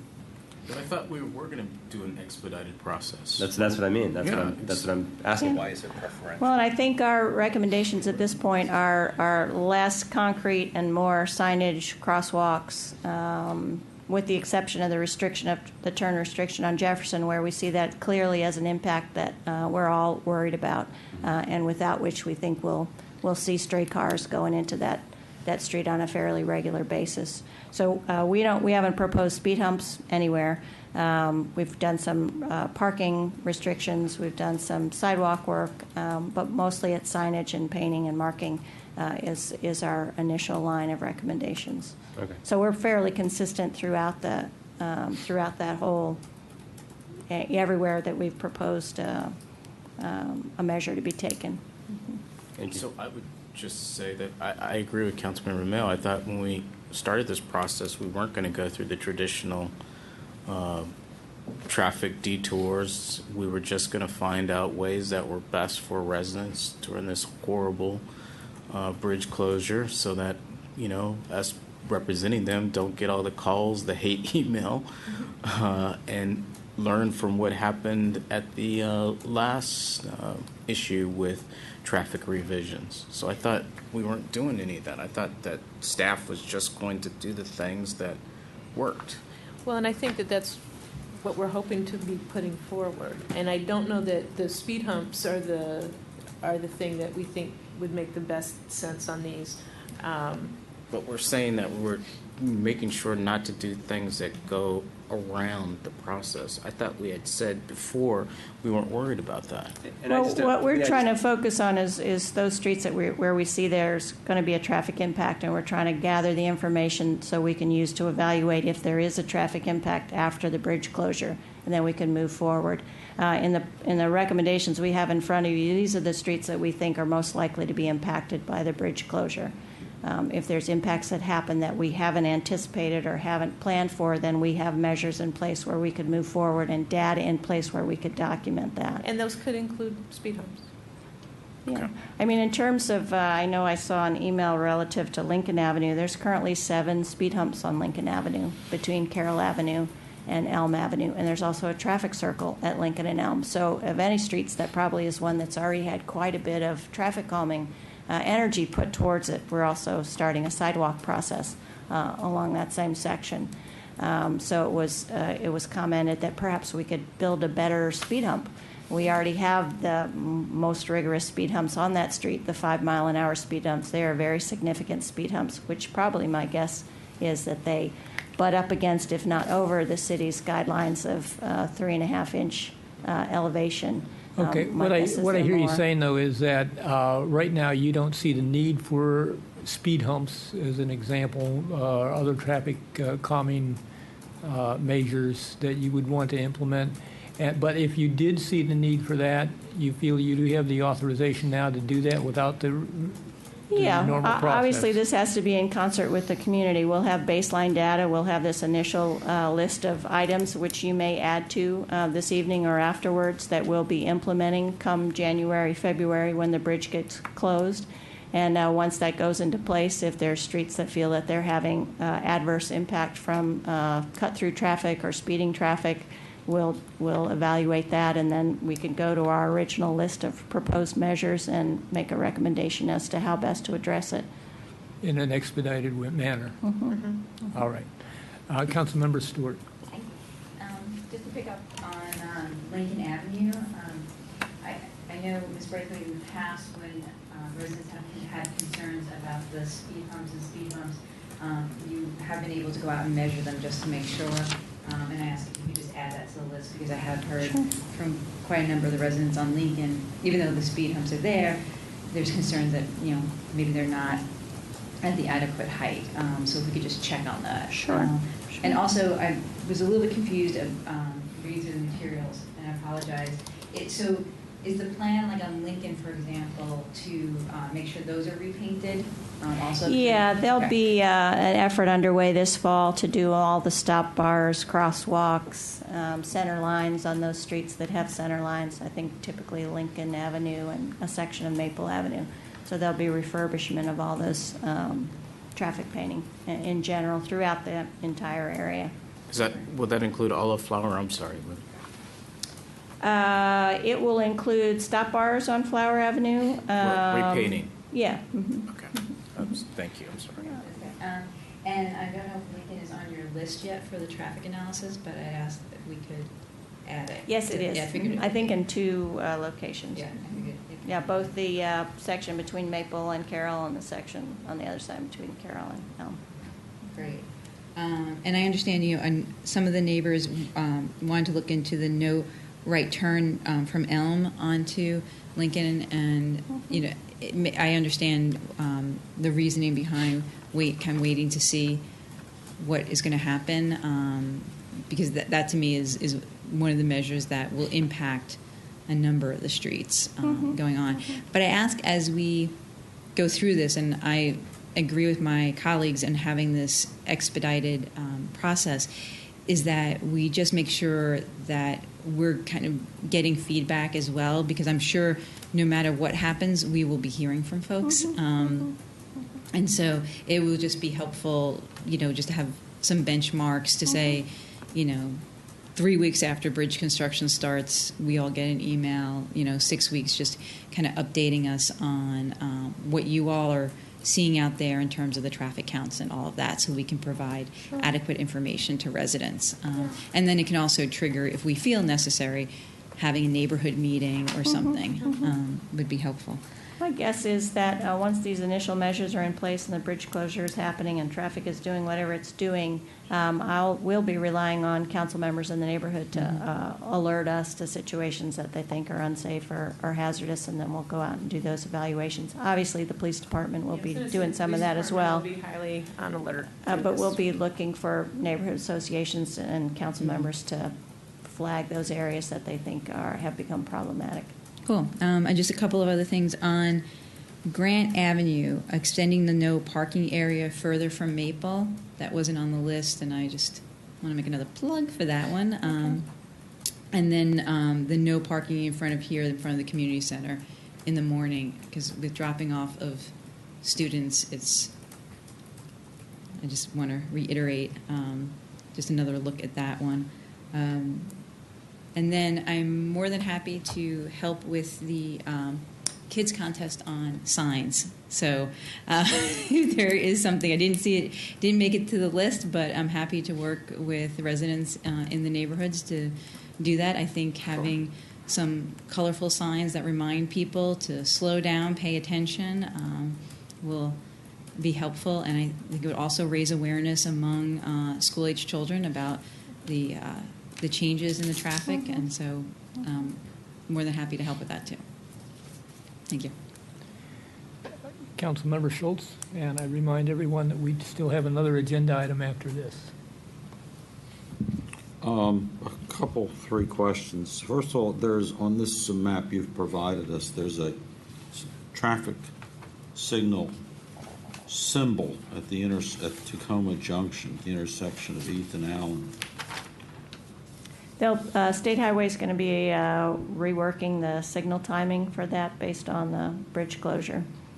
Based on the, okay. So they've included that in their list of signals to be adjusted. Oh, okay. Second question, is there any precedent for the installation of what we were talking about here a minute ago, of something called temporary speed bumps? Have you ever done that before, where we put them in? We haven't done that before. It would be our recommendation on a staff level that we go ahead and install the traditional asphalt speed humps rather than a type of parking lot type speed hump, which are the types that I see temporary, where they just get pinned in the ground. I think given speed issues, liability issues, we would be most comfortable with a standard speed hump installation in those cases, even if it was for a temporary period of time. So that you would, even though obviously it costs more to do it correctly, it would be easily removable Yeah. back to the original surface.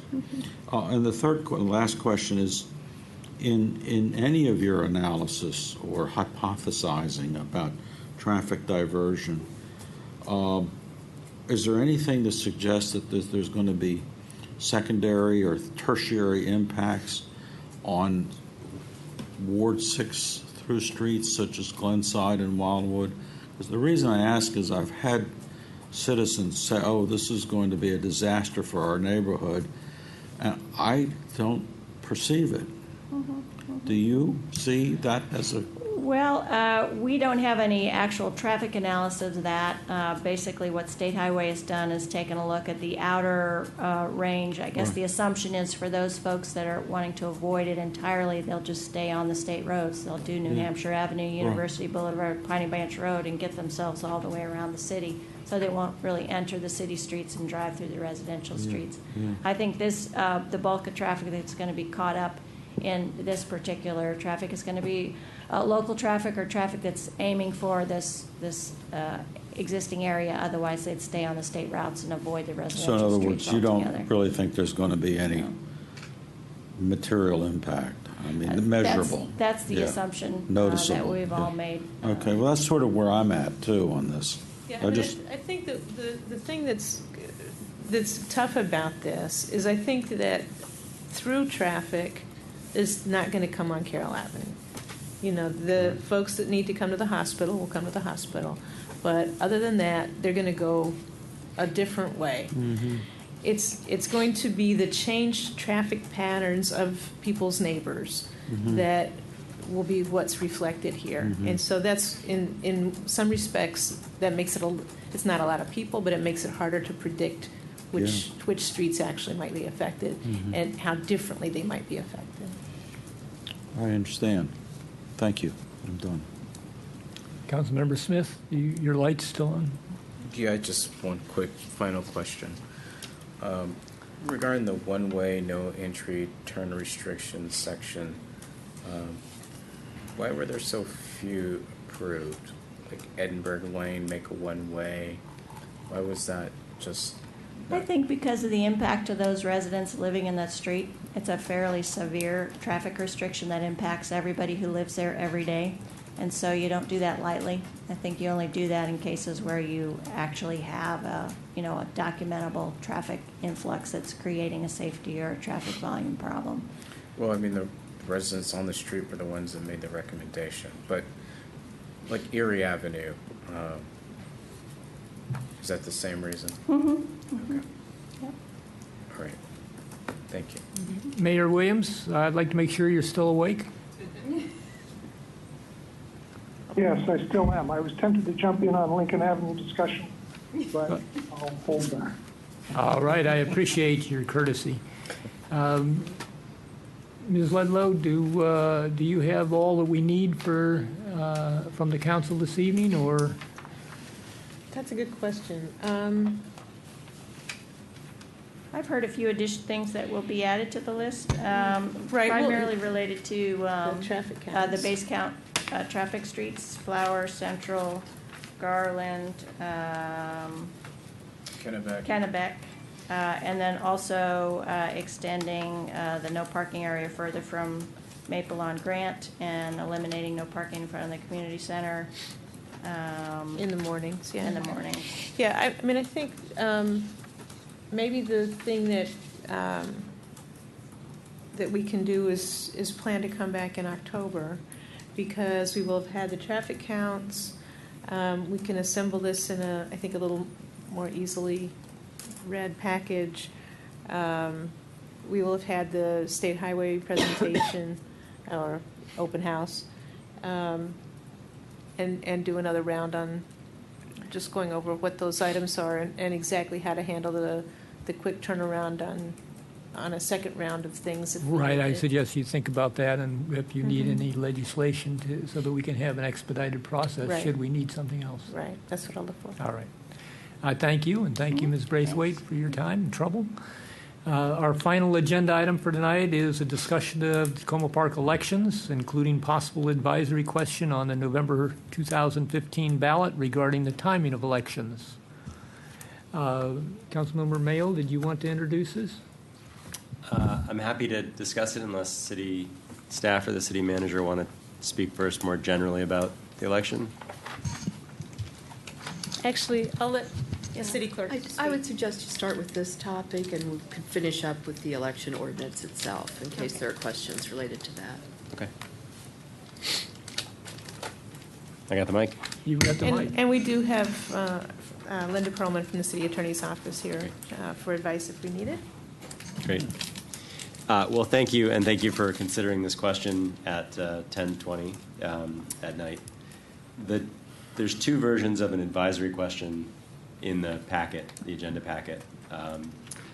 If accepted by voters, if voted for by a majority of voters, either question would result in voters communicating to council their preference. It's an advisory referendum, and we only have advisory referendums in the city. Their preference that the city take steps to move the municipal election beginning in 2018 for mayor, council to match up with county, state, and federal elections.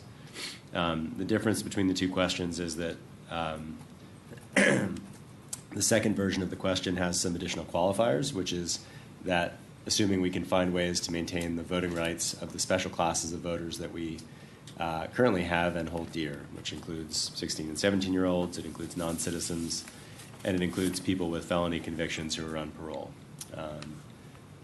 Those are three classes of voters that don't exist, I think, most of them don't exist anywhere else in Maryland, and that we would want to make sure that those people continue to have voting rights.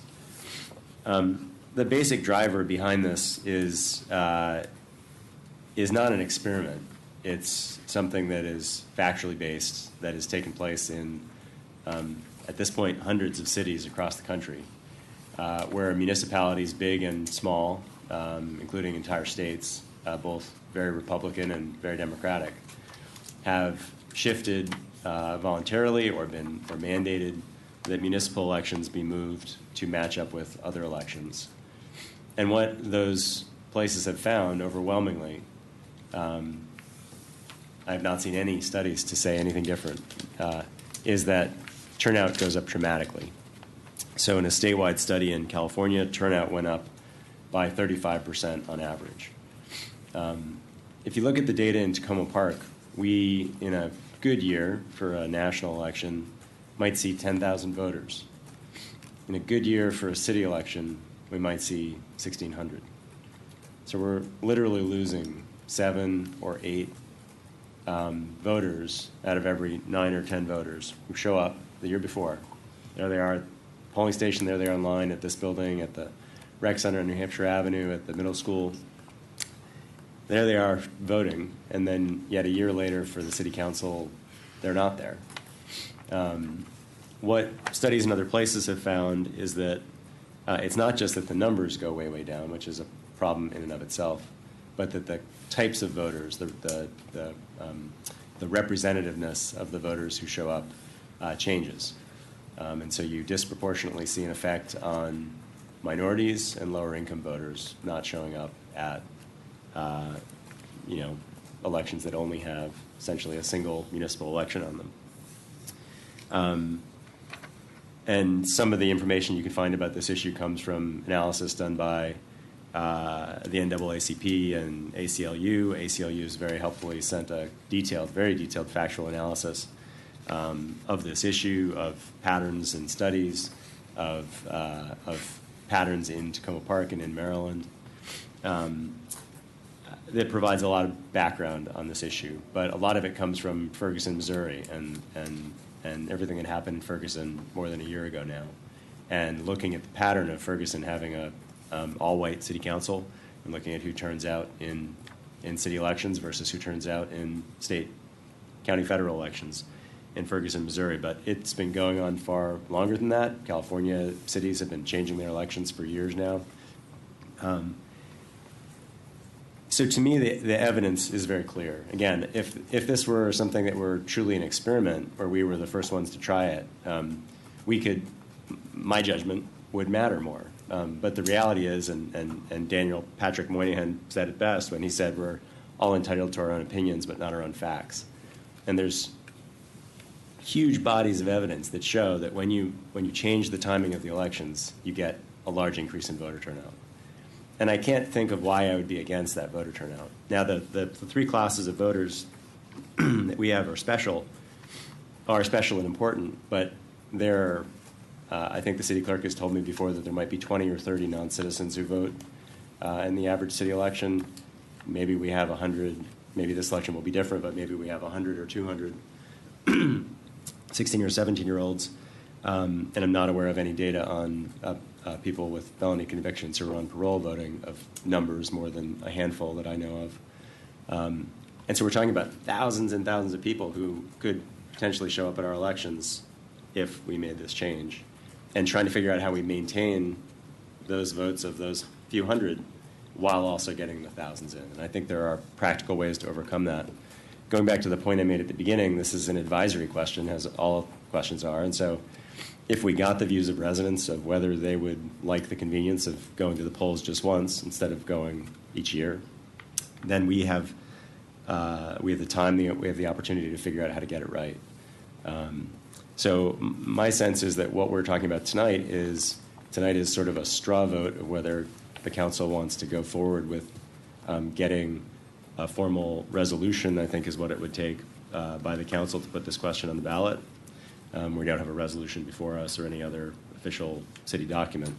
So I'm assuming this is like the first test. This is sort of the straw vote stage, and then we have another opportunity to do it, to get some more formal voting process. And then, of course, we have the residents who get to weigh in if we choose to put the question on the ballot. And then we have a process to figure out whether we can actually practically do it.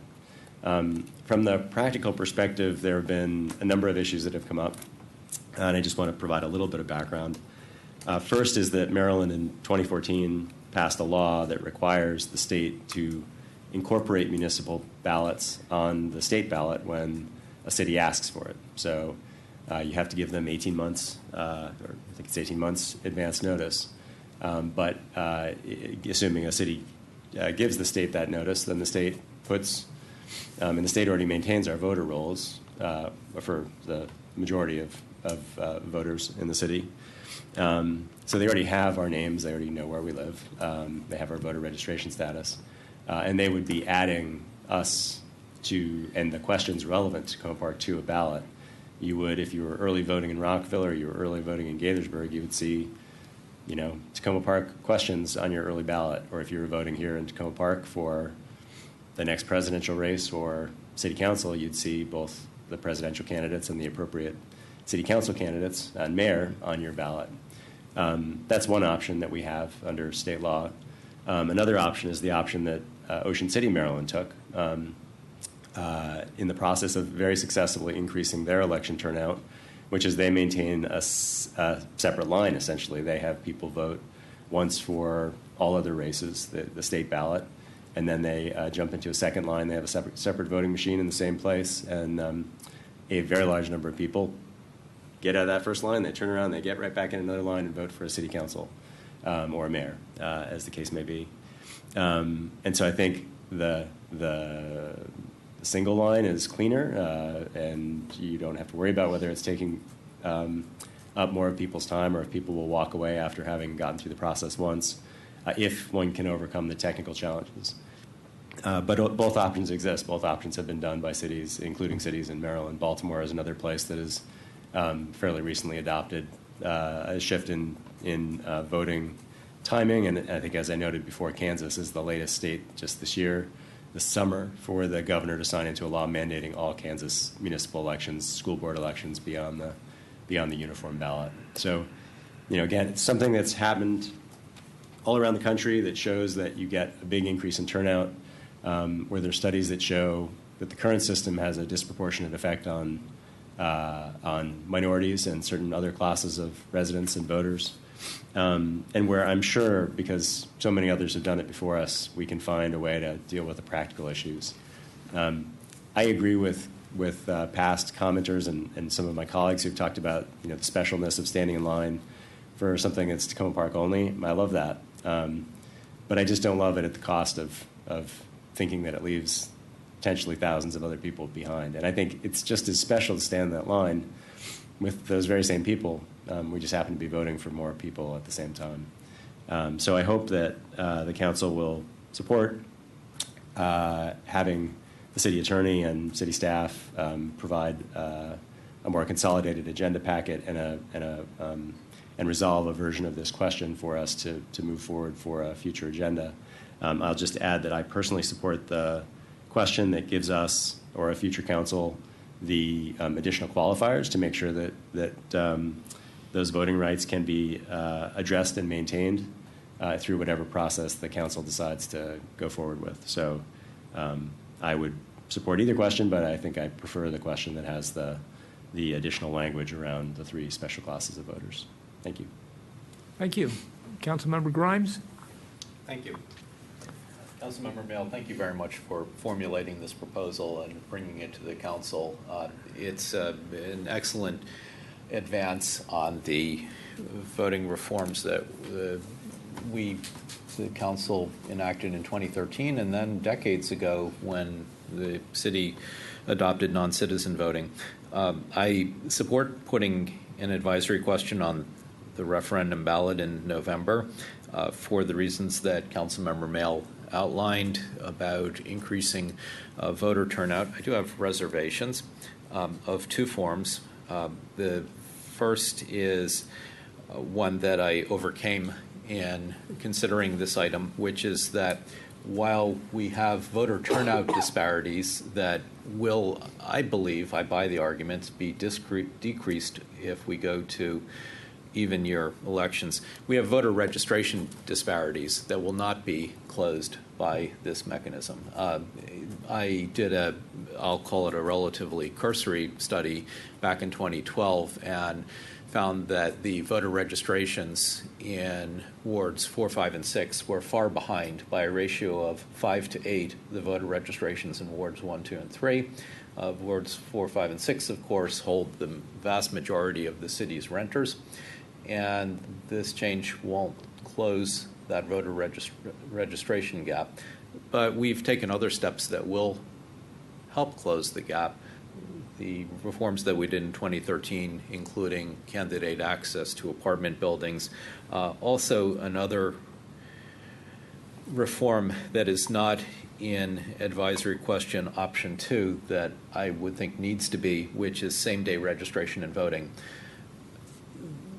The City of Tacoma Park allows people to register during early voting, during the 21 days that lead up to an election, and on Election Day. The state of Maryland and therefore Montgomery County,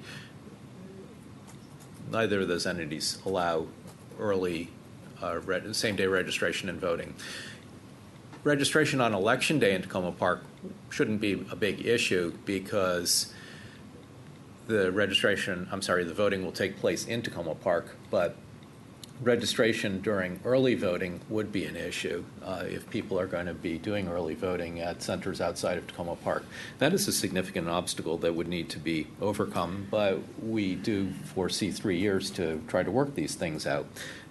So neither of the issues that I've raised, the voter registration disparities or the need, in my view, to add same-day registration and voting to option 2 are enough to make me say we shouldn't go forward with this. I think the benefits that the council member has outlined merit that. I would therefore favor option 2. I would make some two minor wording changes and then one more significant ones. We currently have voting for people with felony convictions who are both on parole and on probation, not just on probation. Not just on parole. So that's a minor one. Add the words on probation there. And then secondly, we would want to coincide with Maryland statewide general elections because as written, that could include primary elections. So I would add the word general there. And I would also add to the list of issues that need to be addressed, same-day registration and voting. Would that be acceptable to you? Yeah. Thank you. Or just another alternative is just to describe additional special classes of voters. Right, all right, thanks. And Councilmember Siemens, light my light, please. I have you lit, and you're next, so go ahead. All right, thank you. I think we need to continue to encourage participation and involvement in many ways, both through the electoral process and by other means. Our rules and our processes running elections are very different from other local governments in the states. We have 16 and 17-year-old voting, we have non-citizens voting, we have certain felons voting. We have a 5-week campaign, which others are very envious of when I tell them about it. We have a nominating caucus as opposed to signature petitions. It only takes a nominator and a seconder to get on the ballot. We don't have to register with the state as candidates. We use instant runoff voting. Councilmember Mayo also wants us to consider using ranked choice voting on ballot questions. All of these we can do because we control our own election process. We aren't beholden to the state to conform to their process, and I think this has given us the chance to innovate and to lead the way toward better and more inclusive elections. We lament our inability to control our own destiny in so many other cases, like tax duplication, certain zoning decisions, liquor control, state highway control. Why do we want to give up control to the state for our elections? If we have to follow the state rules, what will happen to IRV? Will we have much earlier deadlines that we have to meet? And will that force people to make decisions about possibly running or organizing ballot questions many months earlier than is possible now? Will there be separate ballots and separate voting processes? Given our differences from the norm, I think that's very likely. Will voters have to cast 2 ballots after having stood in 2 lines? Will that increase turnout? Will the cost of elections go up, both for the city and for candidates? Particularly in the case of candidates, will that make it harder than it already is for working people with families to consider running? For the city's costs, will we have to provide election judges coverage to all the early voting locations on all of the dates? Will we have to provide election judge coverage at all 6 city precincts? How will we recruit election judges for these duties when it's already hard to recruit enough judges to cover 1 polling location? For the candidates, will the cost of providing additional materials for voters discourage the candidates' participation? Will candidates find that getting their message out in a much more crowded environment proves costly? Will voters even find those materials in a much more intense election season? Will voters be better informed? I think our best option is to continue with all of these many efforts that we've undertaken lately to increase involvement and participation by all of us in all aspects of the life of our city. If we're successful at that, then we can consider if we need to take the step of turning over local control of elections to the state. Let's go down the path we're already on. Thank you. Councilmember Stewart. Thank you very much. And thank you for my colleagues for all the thoughtful comments so far. I'd like to say that I agree with Councilmember Mail and Grimes in moving forward with advisory option number 2. I think Mayor Williams raises many good points that I think are questions that we need to think about and address as we move forward. But as Councilmember Mail has said, the weight of the evidence in regards to changing the election date and how we can increase voter participation is so stark. And while I think there are many things we can be doing to increase engagement, there's nothing that I have seen in the research or what groups are doing to increase voter participation that works as best as changing our election date. So I think for that reason, we need to move forward with this advisory question in the fall. Thank you. Councilmember Schultz. I don't have any problem with going forward with an advisory question.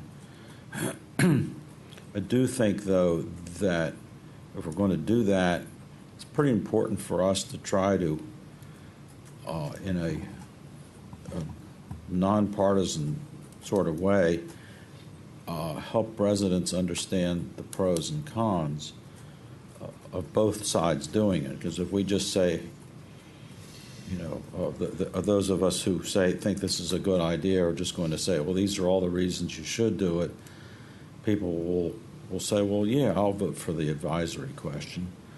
And I'd like us to figure out a way to sort of say, well, these are some of the challenges that which Bruce Williams just outlined.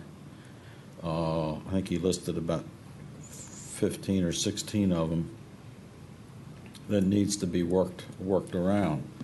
And I'm not going to sit here and say that any of them are issues that cannot be worked around, because they might be able to be.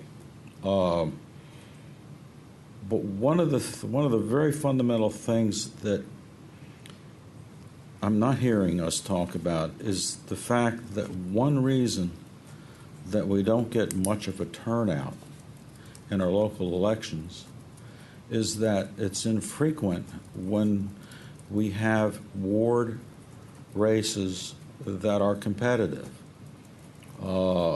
Sometimes we'll have that where you have two clearly, somewhat closely qualified candidates, and so you can get a sense of competition which inspires people to say, gee, I really want so-and-so to win, so I'm going to vote. But when you have one candidate, as we so often have in a race, and no competition at all,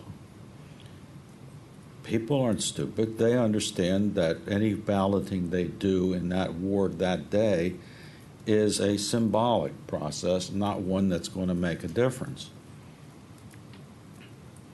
So I'm concerned is that we can go through all of this process, which might take us a few years to work out, and if you still don't have competitive races, more than one candidate running in our ward,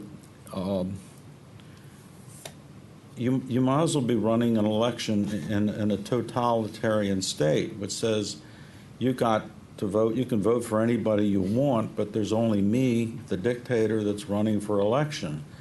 And so I think what we have to be thinking about at the same time, we're thinking about whether we change the date or not, is the question of how do we get more candidates to run?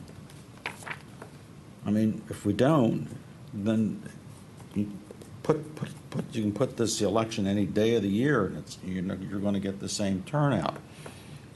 And one of the reasons that I think not many candidates run is that from a financial point of view, most people look at that and they'd say, well, I would love to do that, but I just can't afford to make $10,000 a year and to put whatever amount of time and hours that are going to be. Because when somebody comes to me and has talked to me about the idea of running for office, one of the most logical and earliest questions is well, how much time do you spend on the job? Tonight a lot. Yeah, well, okay.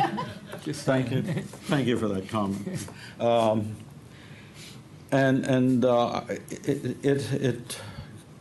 think I'm not going to go on with this, but I think my point is clear, is that, let's think about whether or not, if you really want to get serious about having minority candidates run, and I'm be one of those who would say, yes, I'm serious about having minority candidates run so that we have a very colorful and gender mixed panel up here, then we need to figure out ways to make it worthwhile for people to run for office. It has nothing to do with the election date.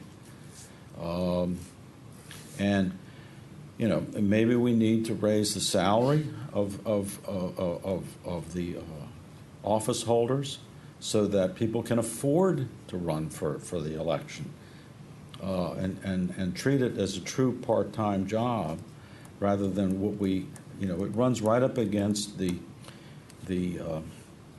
philosophy that we've long held in this city, is that we want candidates who are in this job not because they're looking for monetary benefit and trying to get rich or something like that, however you want to characterize it, but because we want the pure of heart person who's really interested in the good of the community and public service, that's a very important value. But as long as we stick to that, we're going to have a really hard time having competitive races. That's just, I don't see how you can argue against that.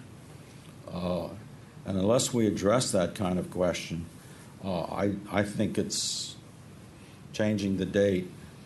I'm not necessarily persuaded that changing the date is going to make a lot of difference, because if you've only got one candidate running in, say, whatever ward you want, what difference does it make whether 200 people vote for that one candidate or 2,000 people vote for that one candidate? It isn't making any difference at all. So let's just think about that. I agree with the concerns. Rather than repeat some of the things that Mayor Williams just said, I do think that there's a number of things there that he brings up that I've already thought about myself that we have to pay attention to. Okay, that's all I wanted to say. Thank you. And Councilmember Smith. Thank you. Yeah, this is in.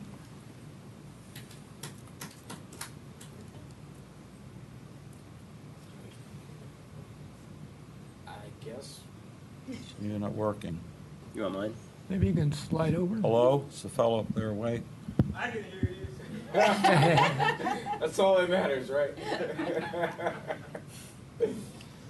This is an issue I've thought about for a long time. But I look at it, and there are two parts to it. It's not just the number of people that vote, but it's also representation. Because if you look at Montgomery County, their races are at the same time as state races, federal races. There are only 2 minorities on the county council. They are paid over $100,000 a year. There's nothing that is stopping minorities voting in a majority ethnic county. But we still have very limited representation.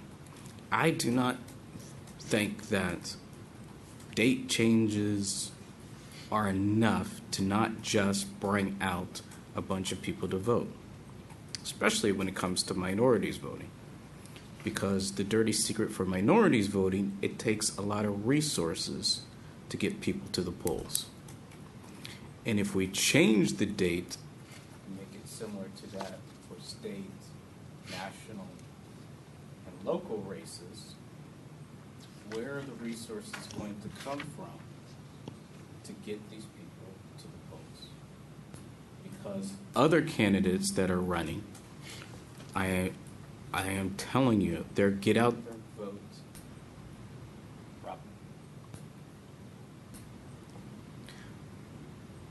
Their get out the vote efforts are incredible.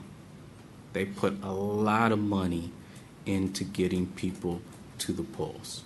So yes, we have a lot more. If we change the date, we'll have a lot more minorities voting in the city of Tacoma Park. But will it change the people that represent them? I don't think so. The one thing I do think that would make a change is compulsory voting. Making everybody have to vote. That, I think, would change the makeup of the elected officials on the city council, county council, or even state representation.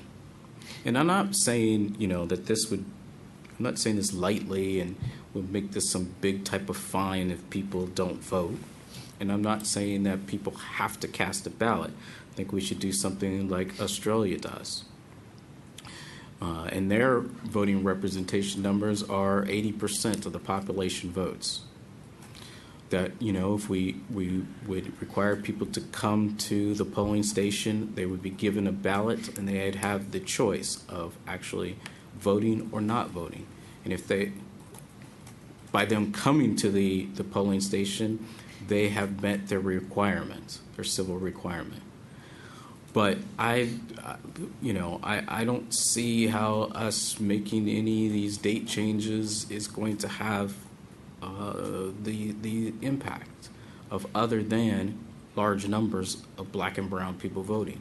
I've looked at some of the websites for the municipalities listed that have changed their dates. There's still a paltry number of minorities that represent these people. So yes, they have a lot of black and brown people voting. But when it comes down to the decisions associated with those black and brown people, it is not being made by them. Thank you. Councilmember Mayo, you had more? Yeah, I had a little bit more. Just in response to one of the points the mayor made about giving up local control. I mean, Ocean City didn't. So we, with this question, would not be deciding whether we're going to allow the state to operate our ballot or continue to operate our own ballot on the same day as the election. That's a question that would remain to be determined as we try to figure out the process of whether technically it can be done and then whether we want to do it that way. So I point to that example, and again, the ACLU's letter is very helpful in describing that Ocean City made the change, maintained local control of its elections, but synced up with state, federal, and national elections and saw a doubling in election turnout. So that's one point. To Councilmember Smith's point, the only data I've seen shows that the study that I found that looks at California-wide data says that the single most important factor determining whether Latino candidates win elected office is a change in date. And then for African Americans, it was a complicated mix of date and other factors that were all significant in determining whether minorities won. And then I'd point out the data again that ACLU provided, which says that in the precinct in Tacoma Park with the highest minority population, 78% of registered voters voted. That's surely a higher turnout of minorities compared to somewhere between 10 and 7.5% that voted the previous year in the city election. That's a really big difference. And that's just, again, I'm looking just at the ACLU's data here that shows that big increase. And then Councilmember Schultz, I agree with your point about getting more candidates to run as being really important, and I struggle trying to figure out how to do that. You just take really controversial positions on everything you can think of. That would be one way. For re-election. Oh, that's you're right. That's exactly right. But I see personally another value even in an uncontested race. The question of whether people choose to fill out the bubble or check the box or tick the place next to your name on the form. So if 4,000 people in Ward 2 vote for president or county council member or whatever it might be, but only 10 of them vote for me and I'm the only name on the ballot, it shows I have a really small mandate, that I haven't worked very hard to get their support. Conversely, if a large number of them choose to vote, then that shows that that I have some form of mandate, or you have some form of mandate, and so that's a poor second to having contested races. But I think it changes how you campaign. To the point the mayor made, I think it actually probably would make races more costly because you'd have to reach more voters. But I think that's a good price to pay. Thank you. Thank you, and thank you, Councilmember Mayo, for bringing this important item before us tonight. I really appreciate also Mayor Williams' obvious work that he put into this and identifying many issues that would need to be looked at and resolved if we move forward with this. I think that many of them seemed like there were some obvious answers. Some of them, though, may be more difficult. I think it's something that I've heard the council struggle with. I've struggled with since I've been involved with the community issues. Starting back in 1997. and we haven't made great progress to date. I've decided to support moving forward with this, primarily because of the compelling evidence that Councilmember Mayle has presented from other jurisdictions. I think that Councilmember Smith's concern that it hasn't resulted in more minorities being elected is a valid concern, and that this does not obviously provide the final answer. But I think it certainly moves us much further forward than we are right now if we actually do end up with more people voting and choosing the leaders for the community. And it's encouraging to know that it's a broader cross-section of the community, that in those communities where they have synchronized the local voting dates with the federal dates. So again, I would like to see us move forward with this, but I think that it's important for us to start to answer some of these questions before Election Day, so that, as was suggested by, I believe, Councilmember Schultz, that we need to get, we need our voters to make informed decisions, and to do that, we need to know the answers to some of these questions too. So, I'd like to see a show of hands for those that would like to move forward with this. Okay, and those that are against? I guess I'll vote in favor of it as long as we do an information campaign. Okay, and Mayor Williams? I didn't see what the hands were, but put my hand up for not proceeding.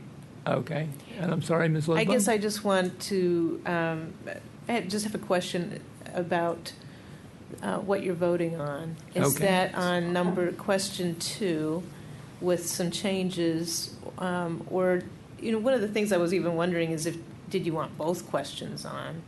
And I don't even know if that's legal if there's a legal issue about that. But if the consensus or the vote is on the question 2 with the changes that Councilmember Grimes made, I just wanted to clarify what you were voting on. That would be my preference, to have the city attorney draw up a version of the second question with the changes that Councilmember Grimes suggested, trying to the best of our abilities to keep the question simple and plain language as I think is required. And also moving forward with looking at answering some of the questions that have been raised. So what was the vote then? Because 5-2. Okay, so Fred, you raised your hand but said it was for 4. Okay. So the vote was 5 in favor and 4 opposed to moving forward? 2. I'm sorry, 2. 12 in favor and 18 opposed. Hey, come on, it's 11 o'clock at night. What do you expect from me? All right. Anyone have anything else for tonight? Yes, we did, right? I'd just like to take it. There was another part of this. There was another part. actually. Oh, I'm sorry, Jesse. Go ahead. Yeah, this won't take long. I just have a couple of things I wanted to point out. Some of the things in the election ordinance, and you've all had a chance to take a look at it. I wondered if there were any concerns about any of it. I'm asking the city manager to draw the order of nominations for the nominating caucus. So we will just do this really quickly. And does anyone have any questions? Well, you want to do one thing first? Oh, I'm sorry. Do you want to do the questions? No, let's do this first. Do the numbers first. Okay. So Yes, my question is, what's the number? Okay, so the first is number 6.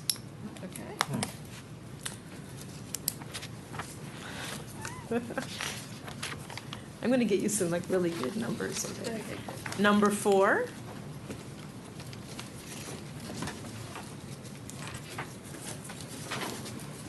Number 2.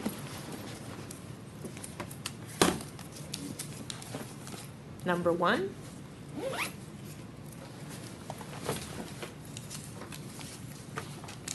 Number 3. And I assume number 5. Yes, number 5. And is that mayor's race first or last? Yeah, Flip a coin on that?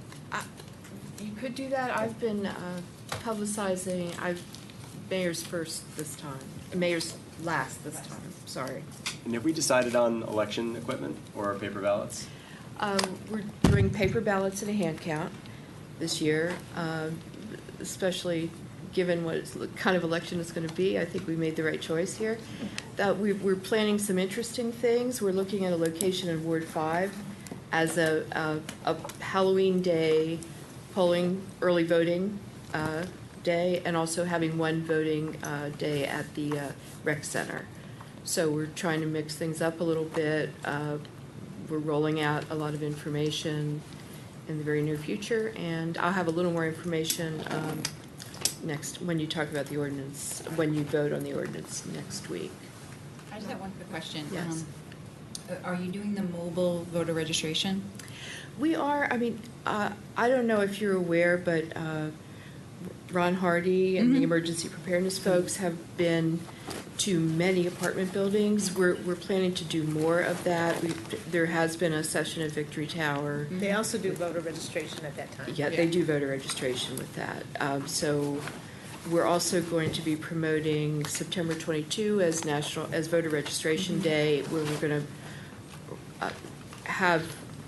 I'm hoping to have everybody we touch here being asked if they're registered to vote and having them the opportunity to register. So we have a couple of things going on. Did their visits to the apartment buildings include, do they bring non-citizen? Absolutely, right. So the 3 housing staff members were trained to register voters, and then I do a little supplemental training on the special qualities for our forms.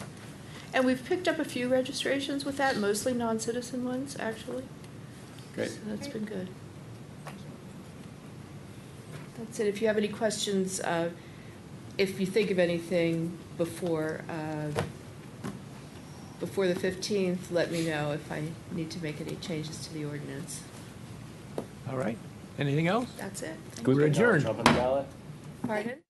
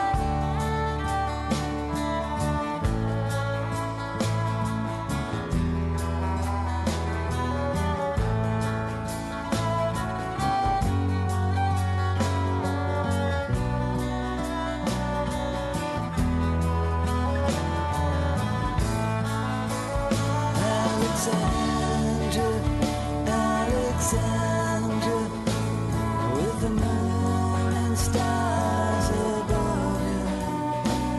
How your love shines, Alexandra, on a cold heart like mine. Alexandra, Alexandra, I can see why men must have you. For your love lies, Alexandra.